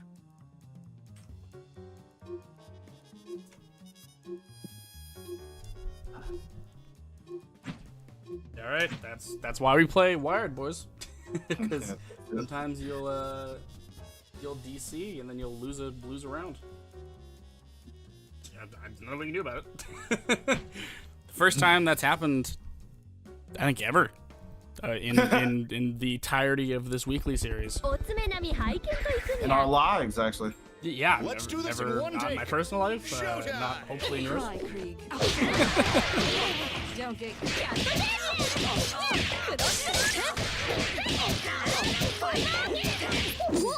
Ooh, nice air grab tech. Alright, that's some, yeah. I can understand, it's very tantalizing when you finally get to combo the oncoming assist. But the problem is that when you cross up in the air, that gives your opponent time to hit you. Yeah. You think So that? that's a, Kyrie's lost a character due to greed. Yeah. But the thing is, we've seen failure. Nice reset. But we've seen failure. Yeah, she's most definitely doing her thing right now. Oh, Yeah. there's a reset. Well, I mean, another one. Philia, for those watching that are unaware, Philia is a combination of Milia Rage from Guilty Gear and Magneto. So, lots of high mobility, lots of air dashing, lots of multi-hitting, strong aerials with big hitboxes. I don't know what that was. I don't think you did. It was safe because you recover in air, but like, I don't think you needed to spend whatever that was. It was a weird metered cross. I don't think that did. And Philia is not going to die, but is going to be like a touch away from death. Oh. Yeah, it's like one combo and she's dead. Why did that make me laugh so much? There was no setup. There was literally just walk up low. All right, this is Philia living on a prayer. Snap? Yeah, I don't know what the snap was for. I think the snap was that if you're gonna kill a character, that Misfortune was lower in terms of health. I guess. So that's 1-1 on technicality. Andres lost the first match due to DC disconnecting, and then just made the comeback. Is what it is. Not much to say. I was a bit more lost than I should have. I felt like Ladies and gentlemen, it's showtime. All right. Consistently, Andres is using DP at round start. So I really hope that people will start to take notice of that and start punishing it, because it's really easy to punish. I feel like we've been staring at this move being used, and I feel like Literally, he uses it like at round start with Parasol. You can punish with level 1, right? With Sniper level 1, you can punish. with silence go. Yeah, and then that's going to not only hit, but then force back down, grounded, and then you can do a jump over cross up with Parasol. So I'm hoping, Andres, I'm sorry that I'm giving away all your secrets. He DPs at round start every time. So watch out for that. I don't know, man. I don't think it's a secret anymore. We're kind of in loser's final. Although we are getting a happy birthday combo against oh, blocked. Nice. I wouldn't say that was smart though, but that's a dead Parasol. Definitely. Now they're down 3 bars. I mean, we're in a situation where Kyrie has 4 meter. So definitely a situation that Kyrie wants to be in. Kyrie has all the advantage if he doesn't whiff. That was dangerous. That was very. So level 1 for double, I don't think can kill here. What? Okay. Oh, and that might be dead. Oh no, it's not. I would not have gone for random level 1 when you can go for just a crouching light.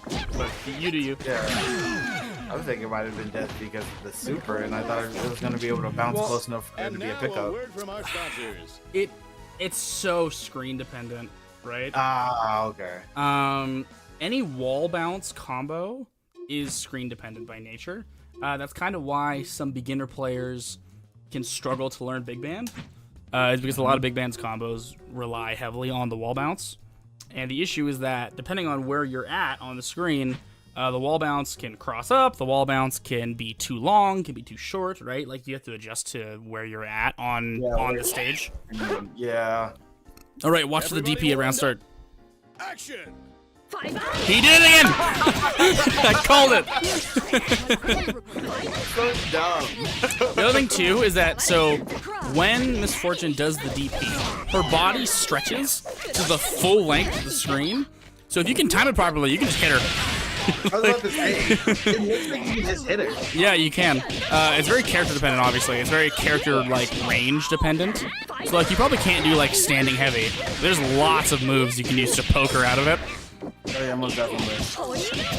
The thing is that Misfortune players, their whole combo game is around canceling their DP into their air dash. Oh, tag! Oh, I dropped it. Oh snap. Yeah. This is where Misfortune's going to die. Headless Misfortune here dies. Oh! Okay, level 1 interrupt. Philia gets 1 lucky interaction. And, okay, we're gonna let Misfortune sit in the back and heal. Yeah, that was what I did. The best thing you can hope for is to get Andres to bait and assist, and then do a double snap. That's the best thing you can hope for in this instance. Because otherwise, yeah, double has too many tools that are, I'd call cheeky. they're not better than Philia's tools, but you just kind of, the character's a little cheesy. They can get away with some stuff. I was gonna be like, oh, that was cheap. So, what? Oh, that's it? I'm very surprised that corrected. Literally, depending on the timing of when that super was used, would determine as to whether or not it would track. Because Philia crossed under, and if he used it before Philia fully crossed under, it would have whiffed, and then that's a dead Misfortune. So, very coin flip situation that just happened. There's a lot, especially Misfortune has her air kick that can also turn her around in air, to adjust to the opponent. So you could have used that to buffer into aerial level 1. Or I guess to Kara into level 1. Showtime. What the fuck is this color? Kyrie is just going into the full solo Philia, which I would not do, but you do you. What I would have done is I would have just swapped team position, because Philia is a fantastic point character, and Parasol's a fantastic anchor. So I would have just played both, but I would have played Parasol as Anchor. The thing, like, Filia does a lot of damage meterless, right? But Filia does not have a lot of damage metered, right? Besides chaining level 1s together, whereas Parasol level 3 is, oh boy, you know? Yeah, a whole lot, $1 million. It's a whole lot of something. But if you're thinking your mix is just that nasty that you can win with solo Filia, I mean, you're gonna do it faster, but you're running out of some neutral tools that I think that Parasol can offer you. It's dangerous. Might be chip. Nah, never mind. Yeah. It wasn't a bad call, because if it killed, then you just won the game due to chip damage. In this situation, yeah. Oh no. Ooh, nice. Yeah, that's the problem. You can't throw that shit out at distance. So, Gregor Samson, which is the name of that super, is kind of like Raging Demon, slightly. It doesn't have the grab, but it has the travel time, right? Yeah. And it's jump reactable. There's lots of ways you can deal with it. So you don't want to use it when you're far away. If you're Gregor Samson, you should do it point blank. Like, right in your opponent's face. Just like Kyrie did last time when they were using Hairball into it. Because of the distance that the move was used at, it gave time for the level 3 to interrupt. However, that was level 3 raw, so while level 3 does do damage, you're not going to see much. Just, you want to combo into that level 3 for sure.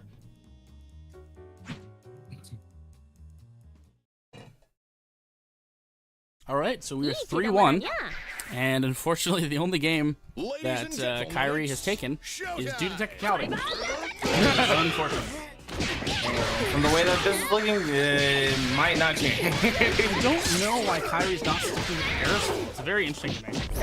The thing is, I feel like they wanted something that was, I guess, because the thing is, they're very, I think they just want the damage. They're just like, damage, please. It's like damage, because the thing is, their Filia is great. No, absolutely. Great. But like, there's a reason why Parasol is like the anchor character, right? Like, in Skullgirls, there are two characters who are what I would call point/anchors, which are those the only two positions they can really play. And that's Eliza, right? And that's Parasol. Because both have really great meter usage. Both can also build by themselves, and both are self-sufficient. Although finally, Kyrie took the game, though. I was about to say, Kyrie... That wasn't a perfect, was it? No, that was most definitely a perfect. Okay, cool. I was like, there could be some chip in there. There could be a little bit of chip, but you know. No. Oh, Andreas is taking off. Andreas has put in chat. Okay, that is enough revenge. Shadow the Hedgehog ass quote happening in chat right now. Taking off the limiter rings, and we're gonna see what happens. That's funny. I only say that just because Filia and Fukua have Sonic the Hedgehog skins. That made me think of that fucking 06 reference. Oh, jeez. God. Alright. Oh, Kyrie's just taking a second. You gotta get a breather. Yeah, I mean, he popped off there for a second. I would still, regardless of playing well or not, put the Parasol back on the team and put Parasol as anchor. That's all I would do. Please! Because, like, the Napalm shot and Napalm Pillar, right, is a great DP get off me assist that's comparable to Annie DP, right, for assist. And then Napalm shot is a slow moving projectile in neutral, right, which Filia doesn't have. She has an instant, you know, kind of Virgil akin sphere projectile. So there's not much in the way of slow-moving projectile. And he's using the Sonic skin. Oh my god. He's using the Sonic the Hedgehog skin after I made the reference. So if you notice there, the Sonic the Hedgehog skin is unique in Skullgirls, that the color palette changes when you do a super. Yeah, it changes into Supersonic. Big Man's very close to dead, but because he's in the back and there's all that red health, if you don't snap... Okay, Gregor Samson is an escape tool. Interesting. Why would you call Big Band when you saw what happened to him before?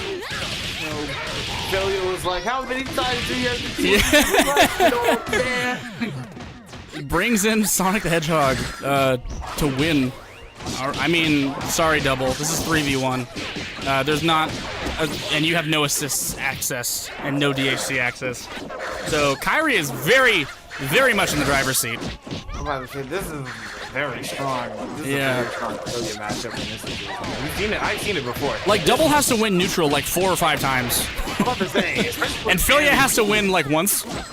I would say, Okay, there was a IPS bait that was not utilized. and that nope. I'm not gonna Yeah, say like game, but because it's 1v3, it's Oh, 2 no. touch. oh man, oh, drop. It's 2 touch, and also the chip damage is insane. Oh no! Yeah. Wait, they didn't block. Wait. All right. No reaction, Super?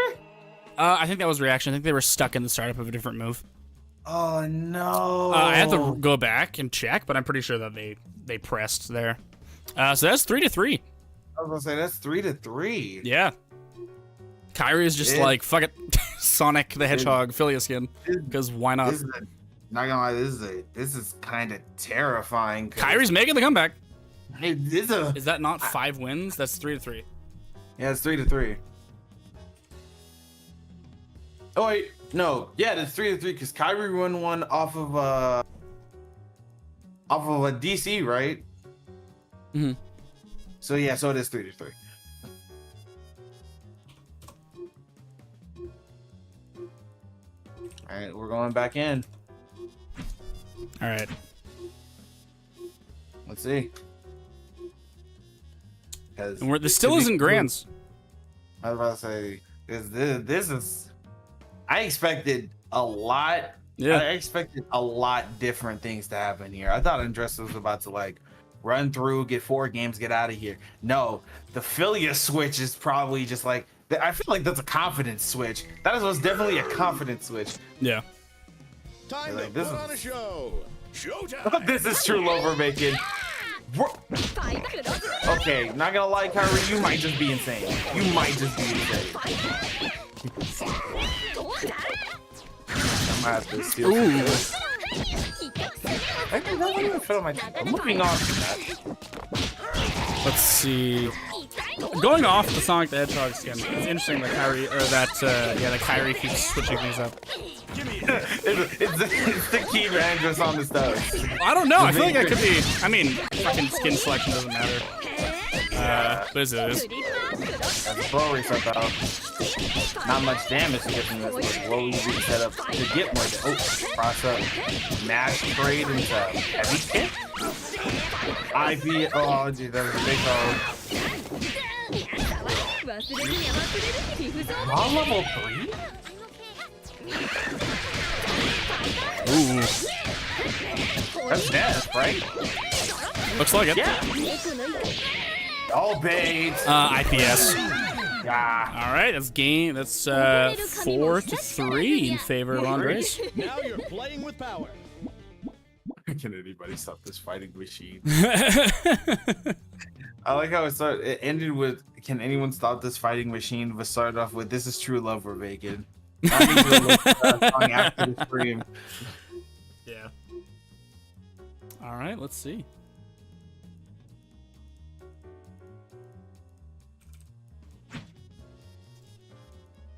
All right. So this is potentially match point. Let's see. Ladies and Yeah, gentlemen, boo. it's Back on the showtime. Sonic skin, needed a confidence booster.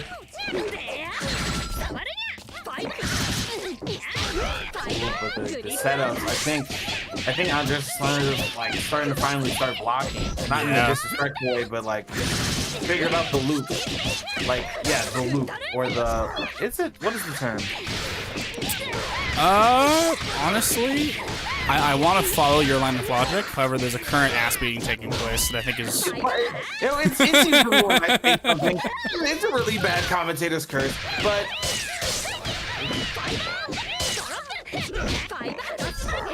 oh, there's the reset. Oh, that's a throw though. So that's a punish. Why did maybe? Ah, that's another punish though. Maybe not. That's an overhead. Can you get another one? If you get another one, Double might just be dead.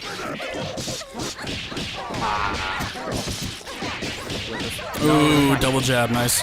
There's one more. Yep. Yeah, it's double. One more neutral interaction, and it's like, no, that's death. This is death right here. Yeah. See, this is what Parasol would be super useful for in the assist. Right? Did you get that napalm pillar? Get off of me. Yeah. Game. All right. So that is game 5. That's 5 wins for Andres. Yeah. So now it's Andres versus Radiant in Grands. All right, let's see. Andres versus Radiant. That is 5-3 for Andres. I think. Yep. And then Radiant is coming in for Grands. Mm-hmm.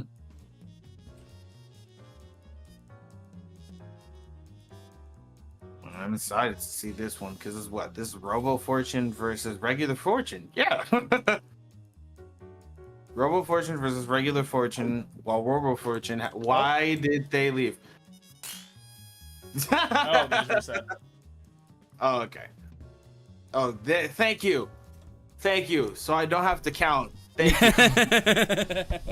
Math is never my strong suit. You can tell me to write an essay. I can't count to save my life. I thought essay was a nickname for a Spanish guy. I didn't think it was actually a written piece. All right, we're at grand finals. All right. So we have Andres.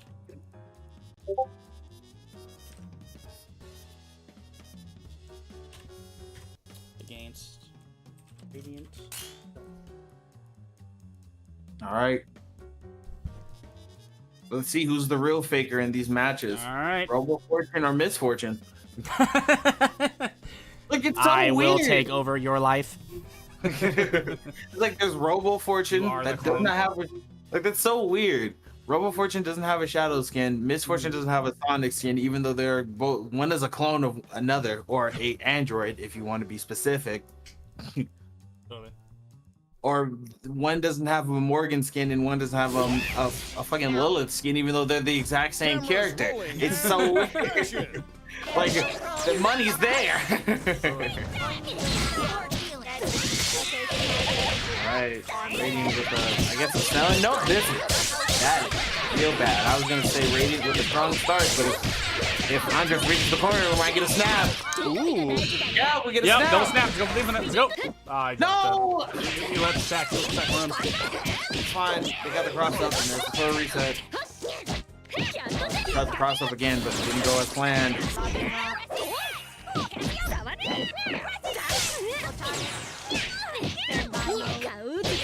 Nothing over it. No, but that's not the death of Annie, though. Can't get the setup. Safety HC. Yeah, I can see it. Safety HC. You gotta block a lot of blocks. Yeah, so you gotta block all that. You can't just. Well, she probably could have supered. I don't think it was a smart idea, though. Yeah, here's the problem.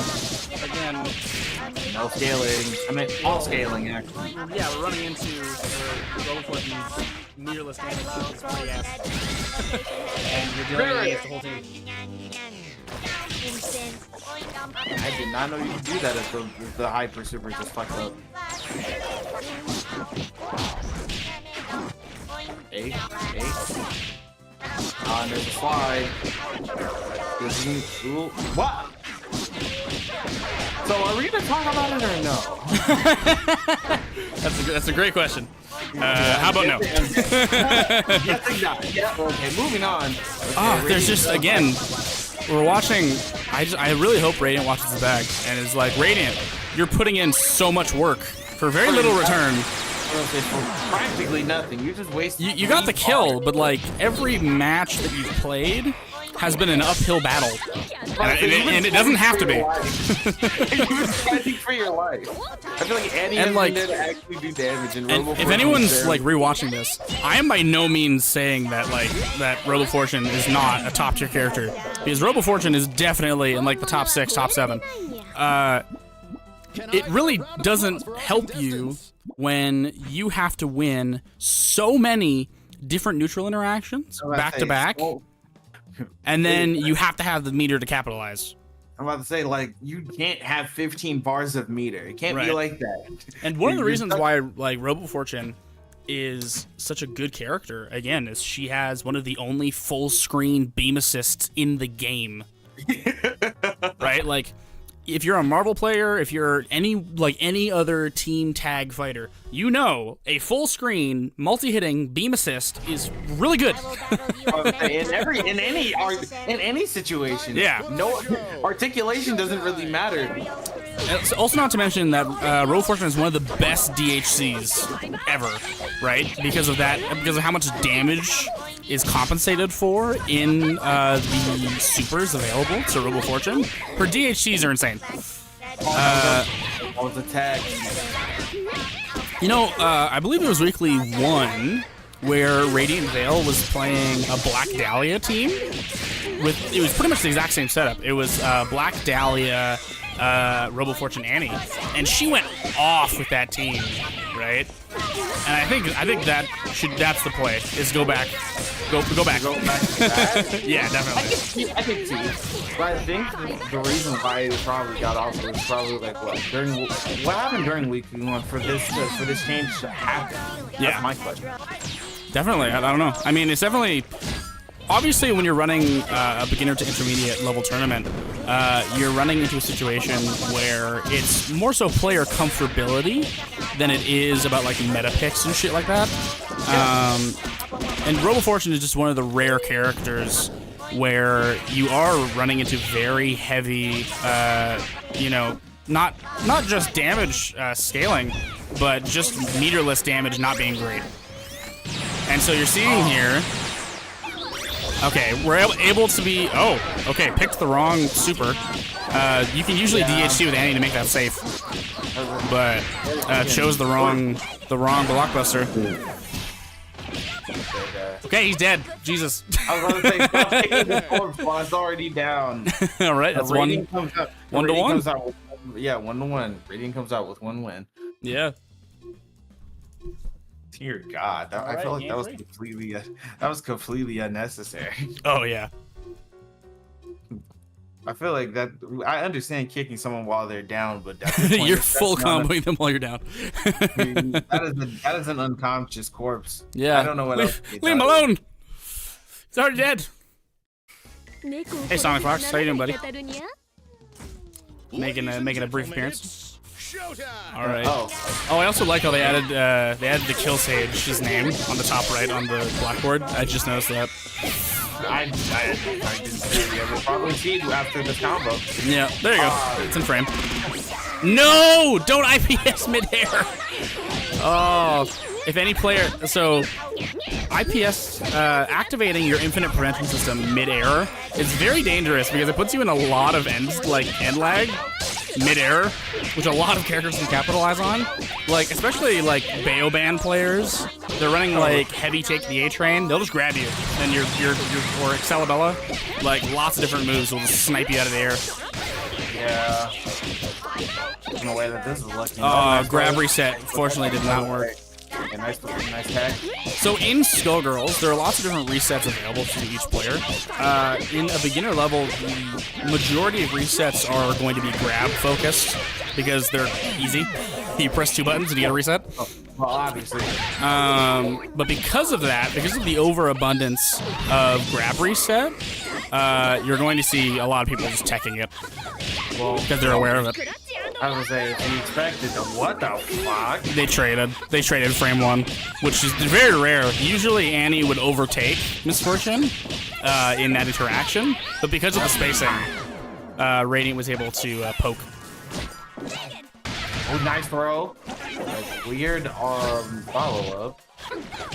Oh, interesting. Just like air dash medium into empty. Just playing. Radiant is playing very reactive, which I think is smart, even when you're on the gas. Like, even when you're in a position of advantage and you know you're playing against someone who has more meter than you, it is very smart to be, kind of passive. Because you don't have the meter to afford to just go balls out. Or let alone a raw level 3. That was weird. When you only have one bar, I would not recommend just throwing it out randomly in neutral, especially when it wouldn't kill. Yeah, but with Radiant, you can see that. I mean, she can make up for it just by being good at the game. Totally, like Obviously, I know. you can make up for it just by being good, but it doesn't change the fact that it's a bad habit that you should probably break. I wouldn't recommend just throwing out. I know it's safe, and I know that you recover in air, but the problem is that it's very matchup dependent. A lot of people can still punish you, right? Like, for example, if you're playing a whiffed Annie beam versus someone else is playing Robo Fortune against you, their Robo Fortune level 1 beam is way taller than yours, so they'll hit you and you'll miss. Tie complete. All Make right, it flashy, fortune to fortune. guys. Action. Is there also this is the first weekly that we've run where Beoband has not been seen on screen? I was gonna say it. Yeah. Felt like something was missing. Yeah, there's no Beowulf or Big Man. Well, okay, Big Man's he's made appearances, but the Beoband combo is not made. It's the first weekly without them. So it does feel like, you know, that dad went out for milk and cigarettes and didn't come back. Not come back. All right. For milk and cookies. My dad is Santa Claus, actually. So my dad is actually. So Misfortune could be dead here, but you have to spend, and you have to spend. You gotta spend. DHC, thank you. There you go. It's either you could have killed with Row Fortune level 3, or you could have DHC'd. But I think the DHC was the good call. Because it saves you meter, and it still gives you access to a great assist, and it's Annie, you know? Annie, it's a beam assist. Did we mention it? See, yeah, like this is why like Robo Fortune is great, is because just the full screen multi-hitting beam assist that is great to throw out randomly, and it will just always be good in neutral, in combos. I mean, I think it applies not great in terms of like, you know, combo extension. Like there's definitely better assists available for that. But in terms of like neutral assists, I don't think it gets beaten by like anything. Usually. Like maybe like 8th brass. Yeah, your assist just got level 3. That's a weird interaction. I don't know what to do there. Like, do you run up and try to contest?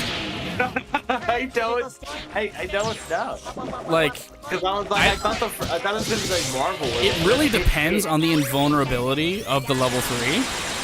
I might be dead. Yeah. No, that's dead. Yeah. Like, that's like a vast majority of Robo Fortune's damage comes out of her meter spend. That's all, folks. So we're 3-1, by the way. Another thing is, if Robo Fortune's spending, it's doing damage. Like, I keep saying that like Robo Fortune's meterless damage is ass. Robo Fortune's meter damage is insane. So it's a balanced character. That's more so what I'm trying to say. Is they make up for their flaws. That is something that I do really respect in Skullgirls, is that the weaknesses and strength of each character is very clearly defined.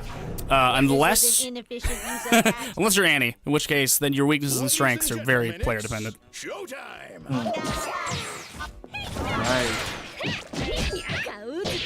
Nice overhead.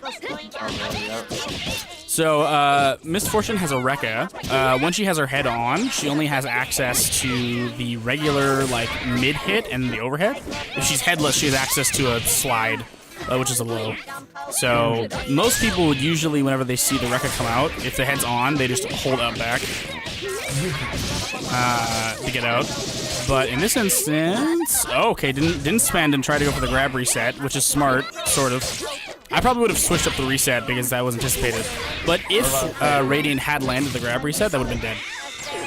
Oh yeah, most of I can see that most of that's like I've seen a good couple of matches, and I can say it.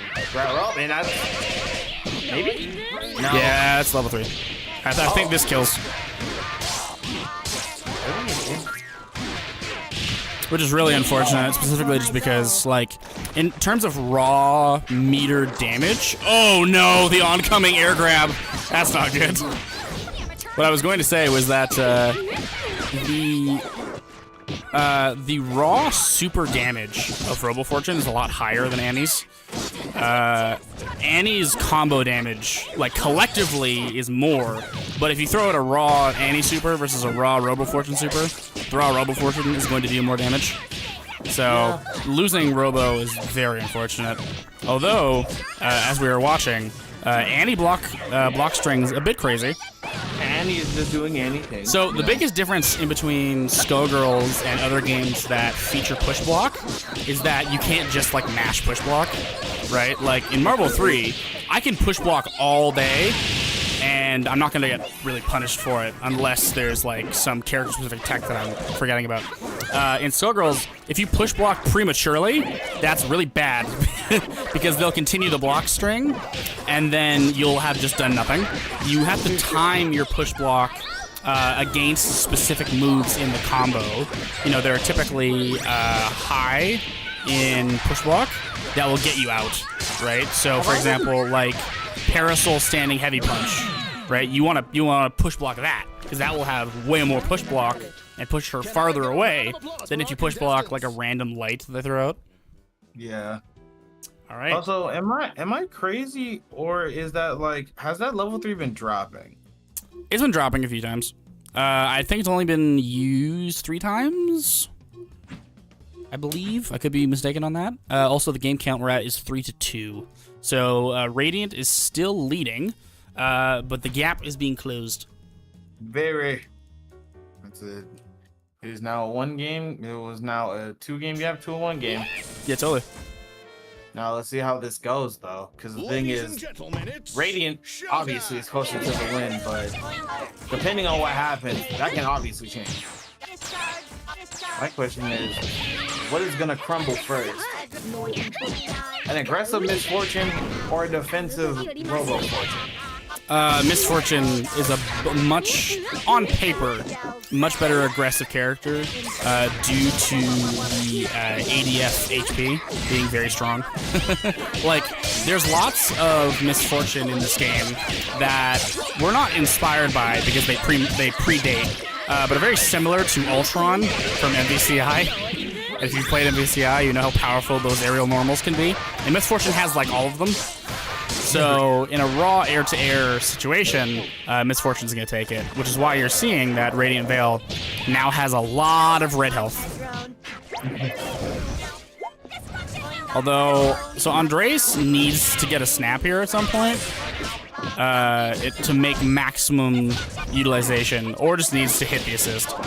That works too. That works too. Getting the kill to force in removes all the red health, so that works too. The thing is, now we got Annie with 4 bars. That is true, but Radiant needs to outplay still. The 4 bars is very scary, and due to the fact that it's both duos, the damage scaling is at 1 time, right? So it's even. However, oh no, that's not good. That's the problem is she just spent, but because she spent 2 level 1s, she's forcing it back to neutral, which I wouldn't. That's just a gamble, really. Good thing that we're winning the gamble. But I would have just kept the pressure going, especially against Double. Double doesn't have a lot of get off me options. Yeah, well, I've seen that. It's safe. Oh, it's not. It didn't push back far enough. That's death. And that's 3-3. 9 times out of 10, that is usually safe. It's usually just that it's the distance factor, and also because I don't think all of the hits of level 1 connected. So and also Andres was smart enough not to push block it, right? Like if you push block level 1, that will push you away, which will help make Annie's level 1 more safe. I was going to say, it makes them more safe in that situation, obviously. Yeah. I know that, because the thing is, as soon that, even if it's just like a regular beam super from any other game, yeah, like Marvel of example, you push block, but it does chip, like it takes away, it gives me more defensive options, but it pushes you away from the enemy, and on top of that, and they were minus, but now you're damn near full screen, and now they can just do it again. DP. Oh, it didn't happen. There was no DP. No DP around start. But they're getting hit, so they should have. Oh, this is unfortunate though, because this is Robo Fortune mid-screen, and the problem with Robo Fortune mid-screen is the lack of air dash means that left-right mix is not really a thing. So because of the lack of left-right mix, Robo Fortune isn't really a thing. You really want your opponent to Robo Fortune does have string carries. But like the that's the damage best isn't left-right mix you got is jump over cross. yeah. But now we're in this Fortune's world. Oh, we were until something happened. Oh no! Oh what? Oh, I'm very surprised. I'm very surprised that that did not just kill. Or sorry, did not just deal a lot of damage to the assist. The assist was actually able to trade. I was. A lot of crazy shit is happening in this game. Those technical difficulties. Now I can't tell why the trade is winning. Totally.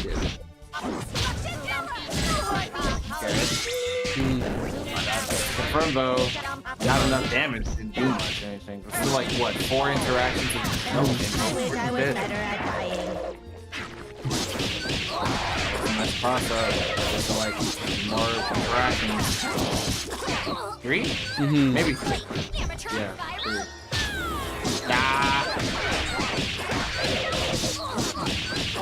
Ooh, this is very rough. The thing is though, is that Annie's still building meter in the background. Oh, I think this is death. Yeah, this is death. This is death. If he spends, this is death. Oh, he goes for the reset in the command dash. That's weird. I think he could have just level 3'd and killed. Yeah, So, like, Skullgirls players, you know, they want to learn, and now it's dead. But it's Skullgirls players, you know, Skullgirls is obviously a very mechanically technical game, so they want to go for, you know, the more difficult resets just as a way of learning. And I can fully respect that, right? Trying to go for something that you're not comfortable with in a learning environment. But if you can kill, just kill, you know? yeah. That is the unspoken rule of fighting games. It would be like if you went to your dentist and your dentist was like, I could clean your teeth, but I'm going to do it just a little slower than normal, you know, just so I can practice the technique. And it's like, okay, I understand, but you're in grand finals, so just kill.